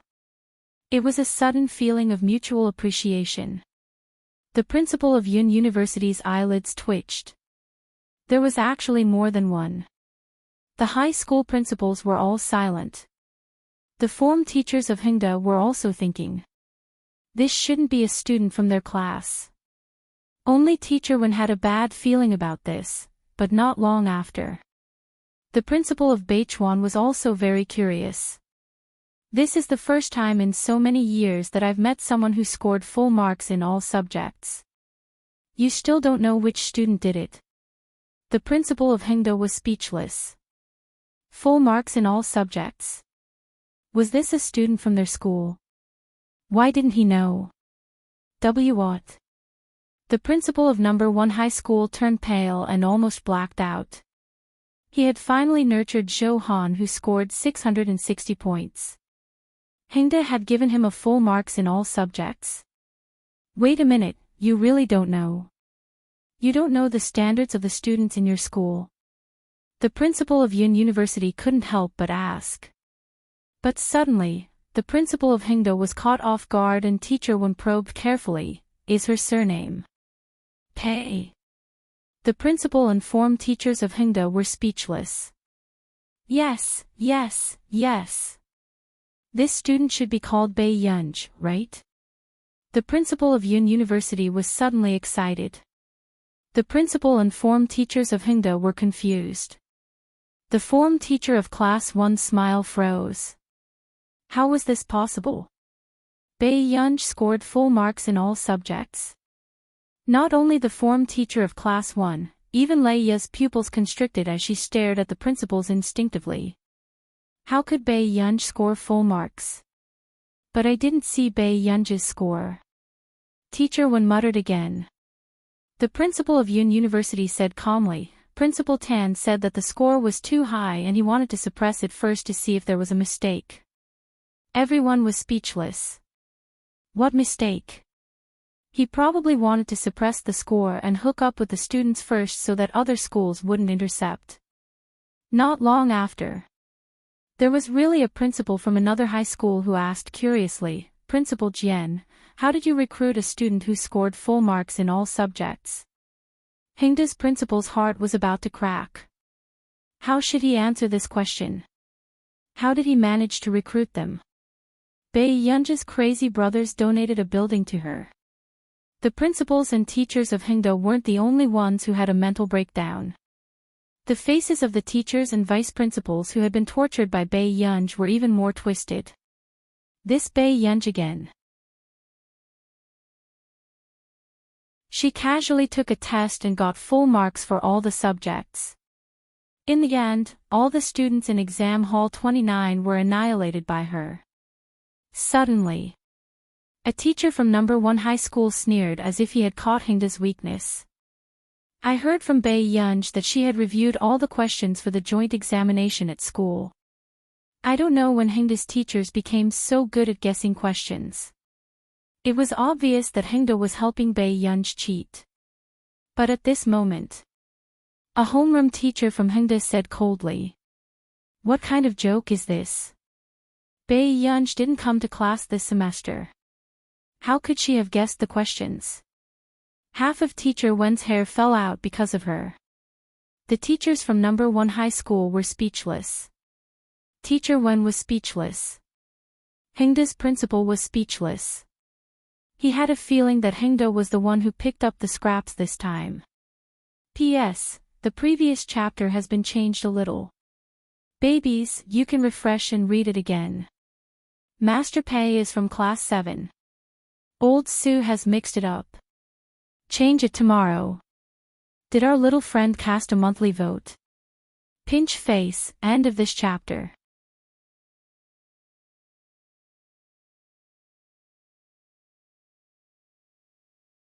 Chapter 10:16. The expression of the number 1 high school teacher twitched as he instantly understood why Bei Yunj said that. She was deliberately creating pressure for the other students.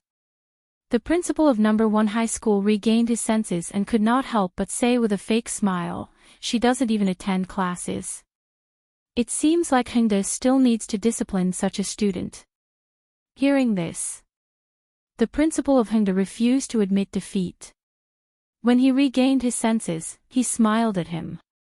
"Since the principal of number 1 high school is so concerned, why don't you go to the Computing Institute personally and ask for her for Hengda?" With that said, the principals were stunned and doubted their ears. Computing Institute.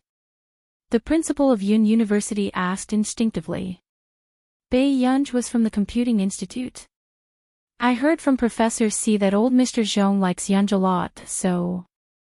The principal of Hengda hesitated, but he did not hide the pride on his face. "Elder Zhong likes student Pei." The principal of Yun University was a little incoherent. Then student Pei is a member of the Computing Institute. Hearing this, the eyes of the other principals turned red.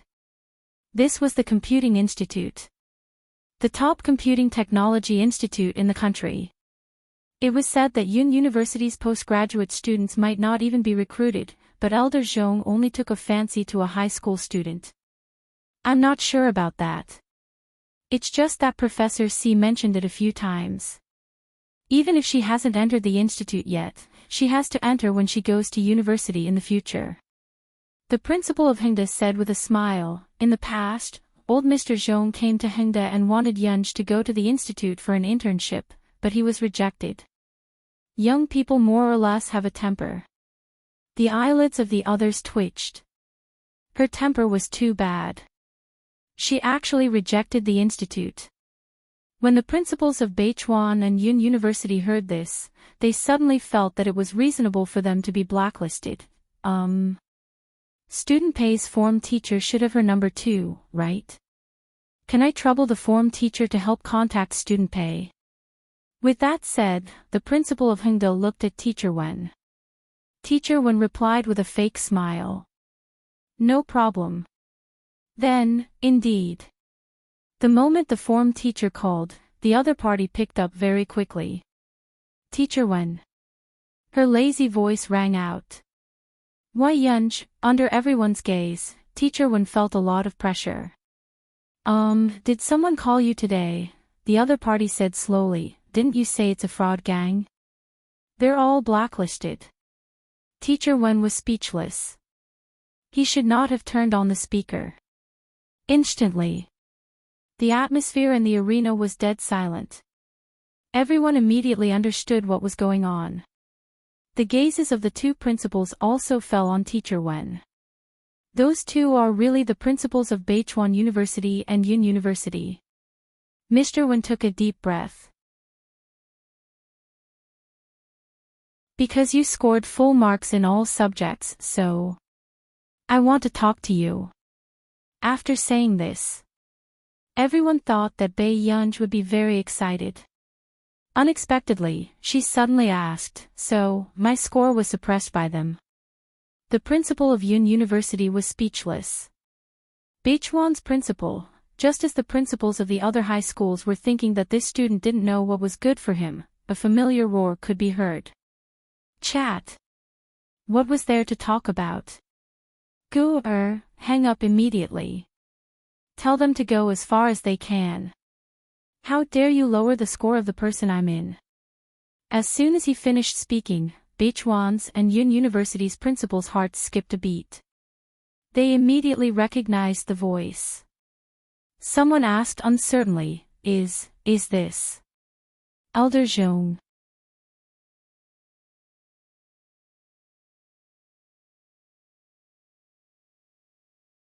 Chapter 10:17.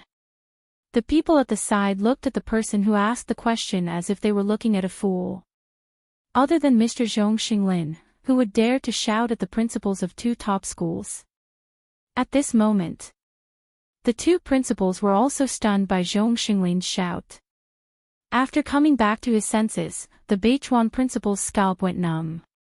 Teacher Zhong, so it's you, the Beichuan principal laughed dryly, feeling even more terrified. After all, the Beichuan principal was also the one whose thesis had been blocked by Elder Zhong. Zhong Xinglin smiled indifferently. Principal Tan, what can I do for you?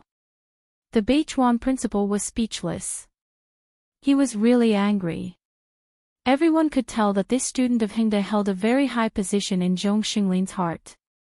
Oh, is it because Gu blocked the two principals? Then I'll apologize to you on behalf of my Gu. Zhong Xinglin suddenly said leisurely. The Beichuan principal broke out in cold sweat. No, there's no need, teacher.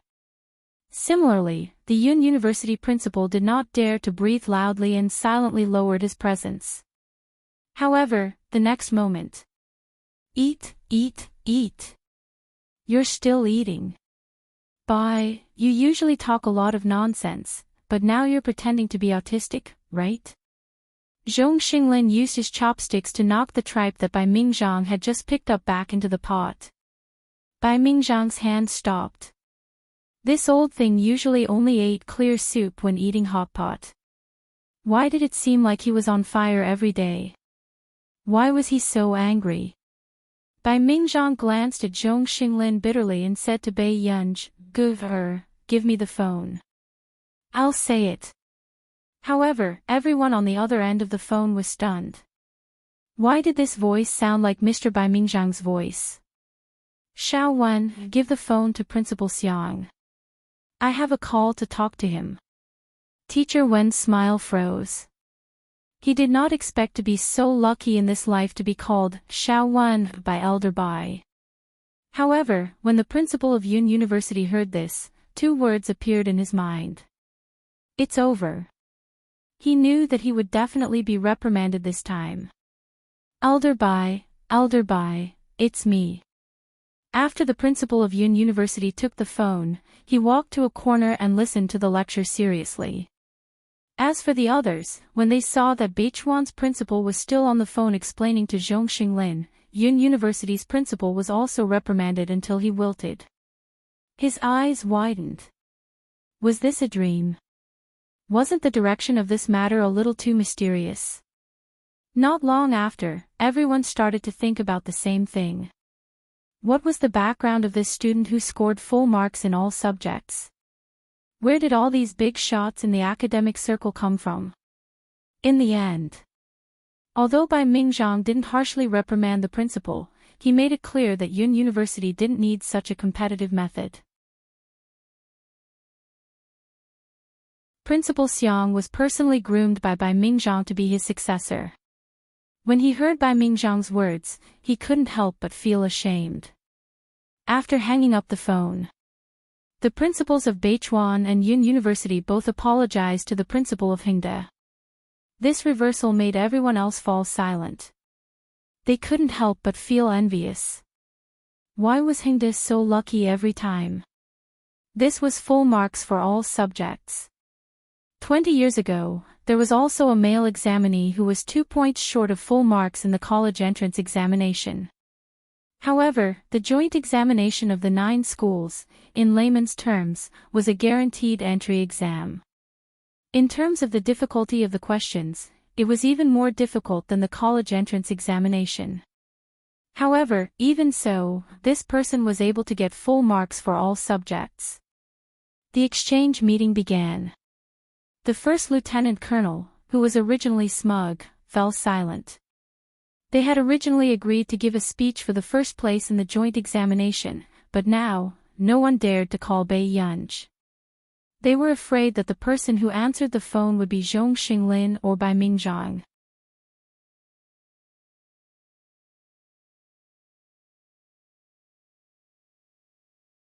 Chapter 10:18. The principal of Hingde was also very passive. Historically, the school that had brought out the first place of the 9 schools would share their teaching experience. However, this first place of the 9 schools seemed to have nothing to do with the school. Therefore, halfway through his speech, when the principal of Hunda mentioned the first place of the 9 schools, the atmosphere was awkward. Below the stage, Leia clenched her fists tightly. Her face was dark as she bit her lip. How could this be? How could Bei Yunj do so well? Didn't she not come to class? Could it be that she secretly revised elsewhere? After the exchange meeting ended, the principal of Beichuan University suddenly pulled the principal of Yun University. He asked, "Old Xiang, is this Bei Yunj the one from the Qin family?" The principal of Yun University was stunned. What Qin family? The eldest daughter of the Qin family. Before she was 17 years old, Director Lin Longjun personally raised her. When the principal of Beichuan University mentioned it, the principal of Yun University suddenly remembered that there was such a thing. At that time, Yun University had caused quite a commotion. It's really her, the principal of Yun University widened his eyes. But didn't they say that the eldest daughter of the Qin family doesn't have any learning talent? If this was called not talented, then others were brainless. How could you not know about Director Lin's daughter? The principal of Beichuan University wanted to strangle him to death. You're still talking about me. Bei Yunj is at the Computing Institute. You used to be Elder Zhong's favorite student. How could you not know anything? The two of them pushed the blame to each other. In the afternoon, after the school went back, they all changed their strategy for the college entrance examination. Instead of fighting for first place, they only fought for second place. There was no hope for this year's college entrance examination top scorer. Not long after, the news that the real first place was a Hunda student spread. First place, full marks for all subjects, directly crushing all the top students of the 9 schools, and the second place was a full 90 points lower than the first place. The people who were originally shouting that the students of Hingda next door were all trash in number 1 high school's Tiaba also silently deleted the post. Where the hell did this person pop out from? Full marks for all subjects, was this something a human would do? The next day, Bei Yunj was curled up on the sofa with an open book on her face. On the table was the fruit that Aunt Meow had just cut. Suddenly, her phone rang. What's wrong? Bei Yunj asked lazily after she answered the call. Master Pei, not bad. You scored full marks in all subjects. This result really makes our old one proud. If there's nothing else, I'm hanging up, she said uninterestedly. No. Lu Yuanci immediately interrupted and continued, this time, in order to celebrate your first place, Fatty Chu and Yao Yao are going to the amusement park with you. I heard that there's a haunted house that's especially exciting. Also, it's said to be very high-tech. Bei Yunj. I'm not going. Suddenly, Song Yao interrupted and asked, Yunj, don't you like it? Before Bei Yunj could answer, she heard Lu Yuanci ask in shock. Master Pei, are you afraid of ghosts? Bei Yunj, then we. Before Song Yao could finish speaking, Bei Yunj snorted. Send me the address. No need, we're right outside your house. Lu Yuanci smiled. Bei Yunj, at noon. Bei Yunj sat beside Song Yao and said casually, what's so fun about a haunted house? I heard that many of them are reenactments of scenes from some horror movie. Besides, this movie is based on a real incident. Some time ago, someone even said that there were non-staff members inside. Chu Zhixing said mysteriously.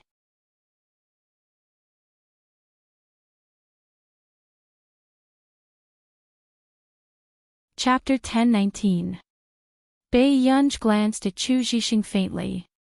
Chu Zhixing was speechless. Did he say something wrong? Let's go, fatty. Let's go buy tickets. With that said, Lu Yuanci started playing with Chu Zhixing. It attracted the attention of many girls.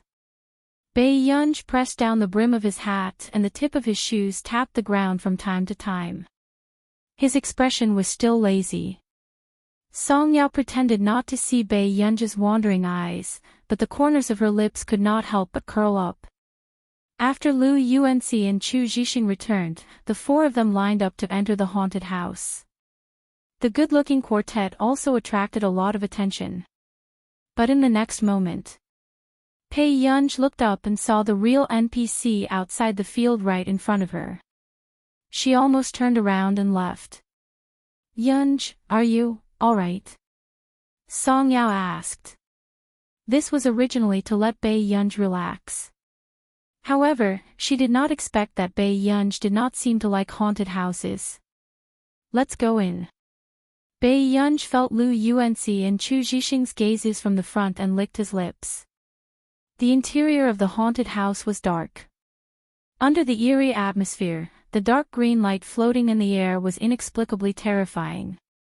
Lu Yuanxi and Chu Zhixing could not help but swallow. "Little Chu, little Lu."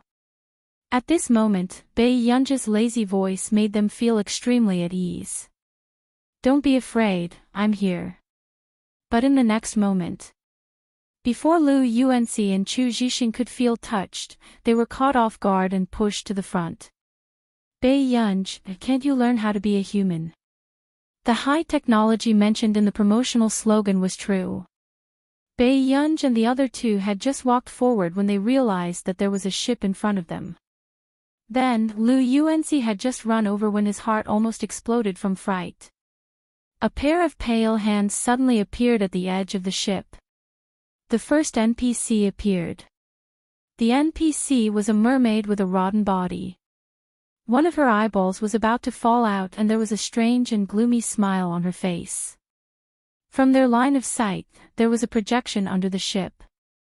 This was the surging black sea designed by the device, and below the NPC's waist was a huge dark blue fishtail. In fact, it was even bigger than the ship that the four of them were on. He could hear the waves and the strange and shrill cries of birds. "It's really high-tech."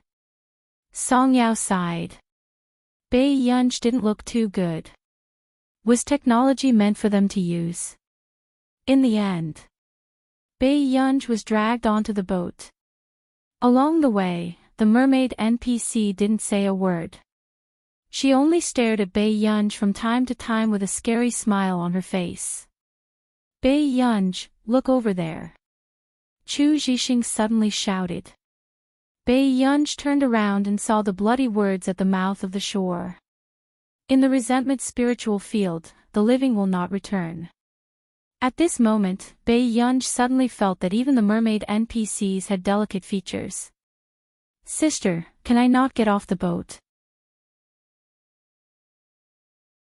Bei Yunj discussed it with her seriously. The mermaid NPC was speechless. This was the first time he had encountered such an unreasonable request. In the end, Bei Yunj was forced to get off the boat. Along the way, only Song Yao was calm. When she saw the NPC, she even touched his head. The NPC was so embarrassed that he went to scare Bei Yunj. After a few rounds, there was only one thought in Bei Yunj's mind. "Leave this damn place quickly." However, at the last fork, there were 4 forks in the road. Hospital, cinema, castle, cemetery. The NPC reminded them that the 4 of them had to split up at least once before they could leave with clues. Only a true warrior would choose the last path. "Master Pei, you can choose first." Chu Zhixing looked at Bei Yunj. "P.S. Next, Master Pei will perform what it means to be unlucky. The haunted house will start an important plot line." End of this chapter.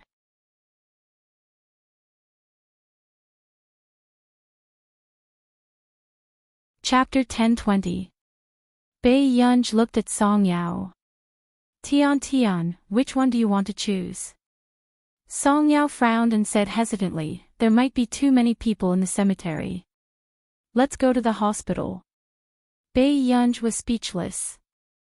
Lu Yuanxi and Chu Zhixing were speechless. This might be the only good young man present who believed in science and opposed superstition. Master Pei, we believe in science. Be brave.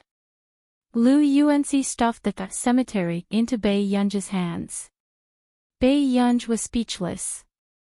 A few minutes later, Chu Zhixing took the castle, and Lu Yuanxi took the cemetery. Lu Yuanxi watched as Bai Yunzhe lazily put the cinema tickets he had snatched from him into his pocket and walked towards the fork in the road.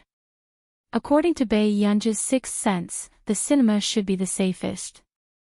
At most, an NPC would crawl out from behind the projection screen. Or, if the entire cinema was filled with NPCs, it would be quite lively. With this thought in mind, Bai Yunzhe walked in slowly. However, the two NPCs leading the way looked at Bai Yunzhe with a sigh. This young lady is really ruthless to herself. She actually dared to choose the home ground restoration. There were 4 forks in the cinema. Only one of them was the main storyline and the others were all side routes. The restoration of the main storyline scene would carry out the terrifying essence of this cinema.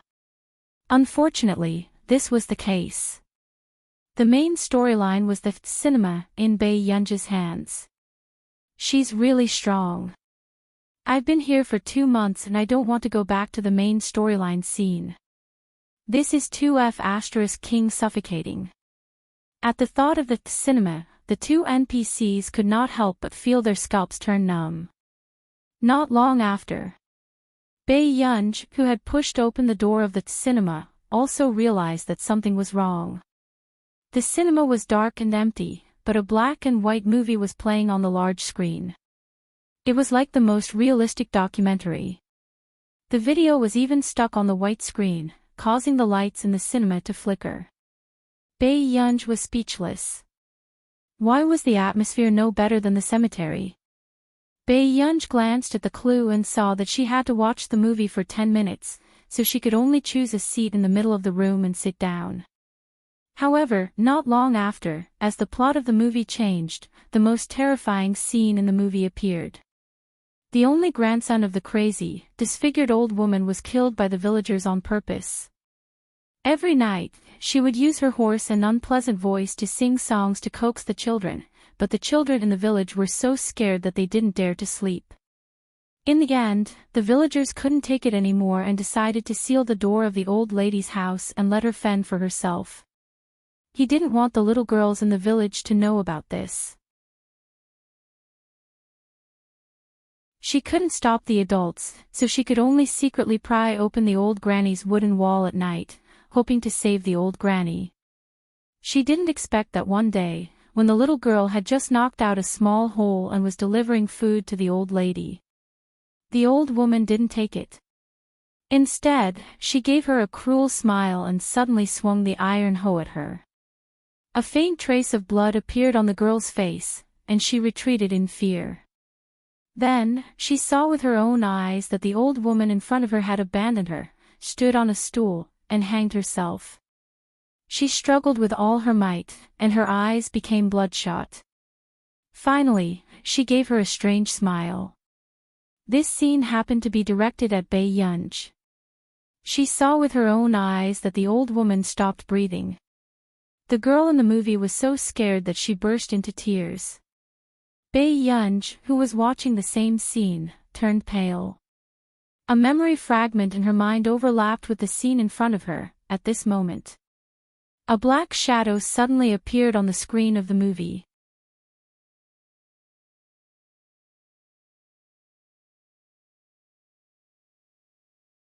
Chapter 10:21.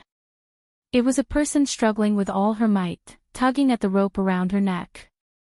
She was behind Bai Yunzhe. Hanging in front of the projection equipment in the theater, the atmosphere was oppressive, helpless, and desperate. However, at this moment, Bai Yunzhe's eyes were red as she sat stiffly on the chair. In her mind were countless memories that had torn her personality apart. Yunzhe. Song Yao called Bai Yunzhe a few times. It was only when she heard the last word that Pei Yunj looked up instinctively. However, this was Song Yao's first time seeing Pei Yunj have such a gaze. Emptiness, helplessness, and a trace of cold vigilance and hostility. It was as if she had been abandoned. Song Yao pursed her lips and found that the special effects here were much scarier than what she had seen just now. Yunj, it's all fake. Song Yao's eyes were beautiful as she reached out to touch her head instinctively and coaxed her gently. Pei Yunj's eyelashes fluttered. When she saw that it was Song Yao, her expression was calm, but her eyes were a little dry. Then, before Song Yao could say anything, the person sitting in the seat suddenly reached out and hugged Song Yao's waist. Her voice was imperceptibly hoarse. Why did you only come to find me now? Song Yao had seen Pei Yunj in high spirits countless times, so when she suddenly saw this person in front of her, her throat felt inexplicably choked. Song Yao explained softly, the elevator in the hospital is really broken. I can only take the fire stairs down. Yunj, don't you want me to send you? Song Yao grabbed Pei Yunj's hand and wrinkled her nose. She was a little worried. With Pei Yunj's state just now, Song Yao did not want to see it again in her life. No need. I still have something on. Go back early. Pei Yunj lowered the brim of her hat and her voice sounded the same as usual. She only knocked her head lazily. What can Master Pei do? Go back early. With that said, Lu Yuanxi hesitated for a moment. Song Yao, you're going back so late. Should I send you? Song Yao was the only one who was treated like a girl. Then help me send Tian back. I'll get going first. Pei Yunj held her phone and waved at them. Then, he walked toward the intersection not far away. Song Yao looked at Pei Yunj's back and frowned instinctively. What's wrong? Is Master Pei crying inside? Lu Yuanxi asked Song Yao excitedly. Song Yao shook her head and muttered, It's just very strange. What's strange? Chu Zhixing asked. After Song Yao regained her senses, she did not say anything and only said, I'm going back too. I don't need you to send me off. With that said, Song Yao unconsciously followed behind Pei Yunj, afraid that something would happen to Pei Yunj on the way. At the subway station. Pei Yunj looked distracted and did not notice Song Yao not far away. Until an hour later. Song Yao saw Pei Yunj arrive home with her own eyes before she turned and left. 3 days in a row. Pei Yunj had been writing reports all night and only rested for 2 to 3 hours during the day. On the 4th day, Pei Yunj returned to the computing institute. Inside, a chubby intern was telling dirty jokes to girls. When he saw Pei Yunj's red eyes, he teased, Oh, Master Pei, did you indulge too much? Then, Pei Yunj, who was about to leave, suddenly turned around, raised her leg, and kicked him in the butt. Pei Yunj had his hands in his pockets and a document report under his forearm. He glanced sideways and his casual appearance made him look even more difficult to deal with. You have a lot to do. The others could clearly feel that Pei Yunj's aura today was don't provoke me. End of chapter.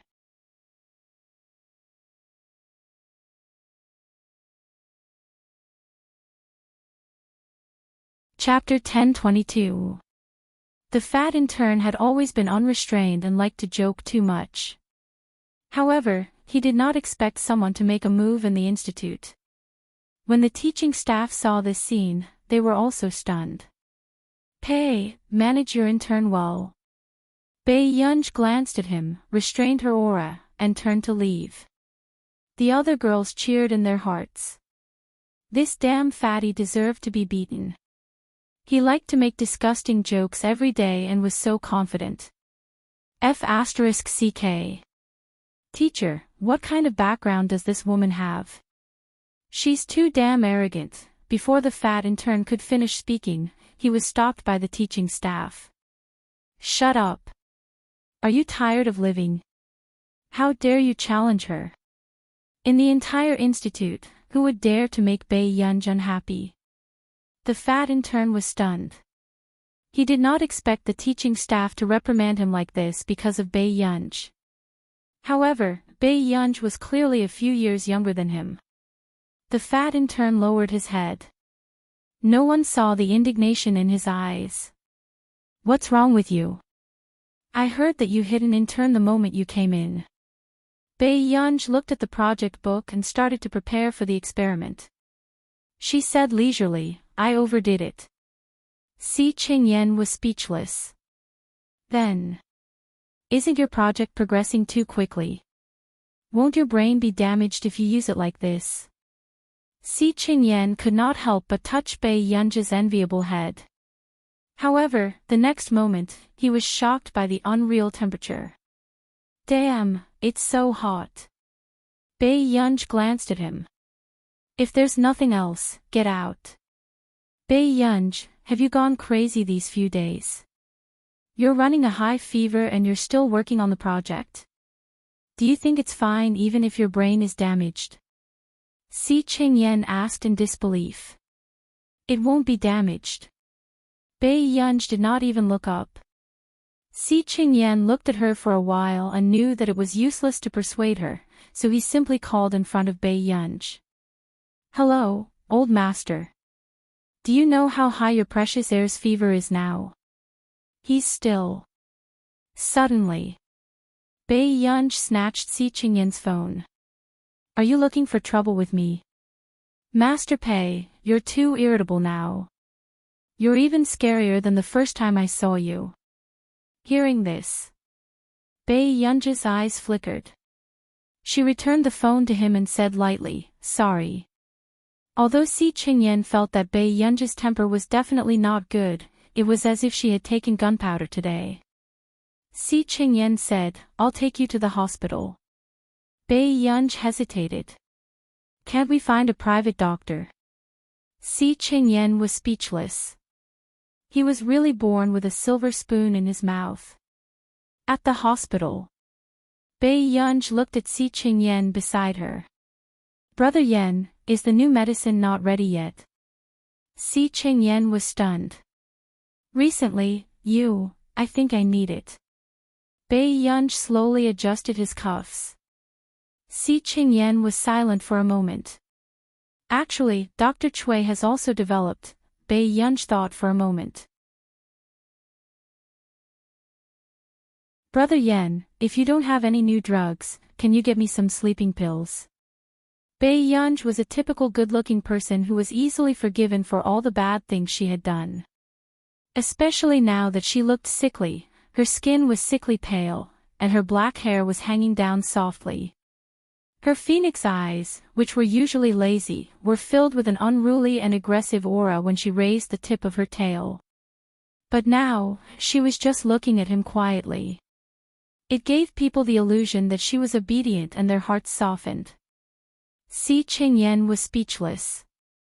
Fortunately, this guy never pretended to be obedient and focused on scientific research.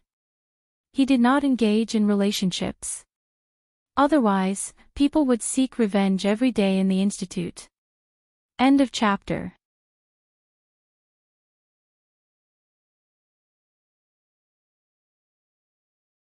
Chapter 1023. Si Qingyan rubbed the hair at the back of his head in frustration. If I give you any medicine, old master will strangle me to death personally. The medicine Bei Yunj used was tested by the higher-ups and confirmed to be safe.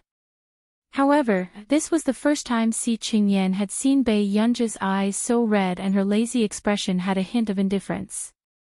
Then forget it, before Bei Yunj could finish speaking, Si Qingyan turned around and left quickly. When he returned, Si Qingyan threw the medicine in his hand into Bei Yunj's arms. I asked my friend to prescribe it for you. You're not allergic, are you? Bei Yunj looked at the ingredients and smiled lazily. No, thank you, Brother Yen. Si Qingyan was speechless. All right, he regretted it after doing this. Don't worry, I'll say that I bought it. Bei Yunj put the medicine back into her pocket. Si Qingyan hesitated. Try not to eat it. Compared to the old master, he was more afraid that something would really happen to Bei Yunj.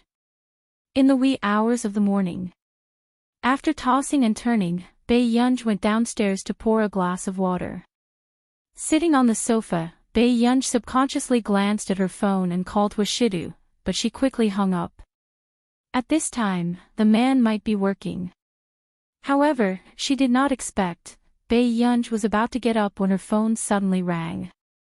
After picking up the call, it was the man's deep and pleasant voice. There was a magnetic smile in his voice, as if he could calm her down. What's wrong? Can't Yunyun sleep? Bei Yunj licked her red lips. I called the wrong number just now. I can't sleep. There was a low chuckle in the man's voice. It was hopelessly sexy. In the quiet night, everything seemed gentle and explicit. You even bought a gift for Yunyun. What? Bei Yunj asked instinctively. Unexpectedly, a video call suddenly popped up on her phone. After the call was connected, Bei Yunj looked at the dim light on the screen. The man's well-defined hand suddenly took out a red headband from the side. For some reason, she had a bad feeling. As expected. When Bei Yunj saw it clearly, she realized that it was a pair of elk antlers. Bei Yunj was speechless. What special fetish did this man have? Washidu glanced at Bei Yunj. The corners of his peach blossom eyes curled up, looking seductive and light. He said naturally, brother likes little bunnies too. Bei Yunj looked up and saw the man's slender and clean hand playing with another white cat ear that had appeared out of nowhere. This scene was inexplicably ambiguous and seductive. It made people blush and their hearts beat faster. However, the man was quite regretful. It's a pity that Sing-Su couldn't buy it after going to 3 stores. Bei Yunj's hua. Did Sing-Su have any self-awareness as a personal assistant? Bei Yunj rejected him expressionlessly. Doesn't Yunyun like furry things? Of course.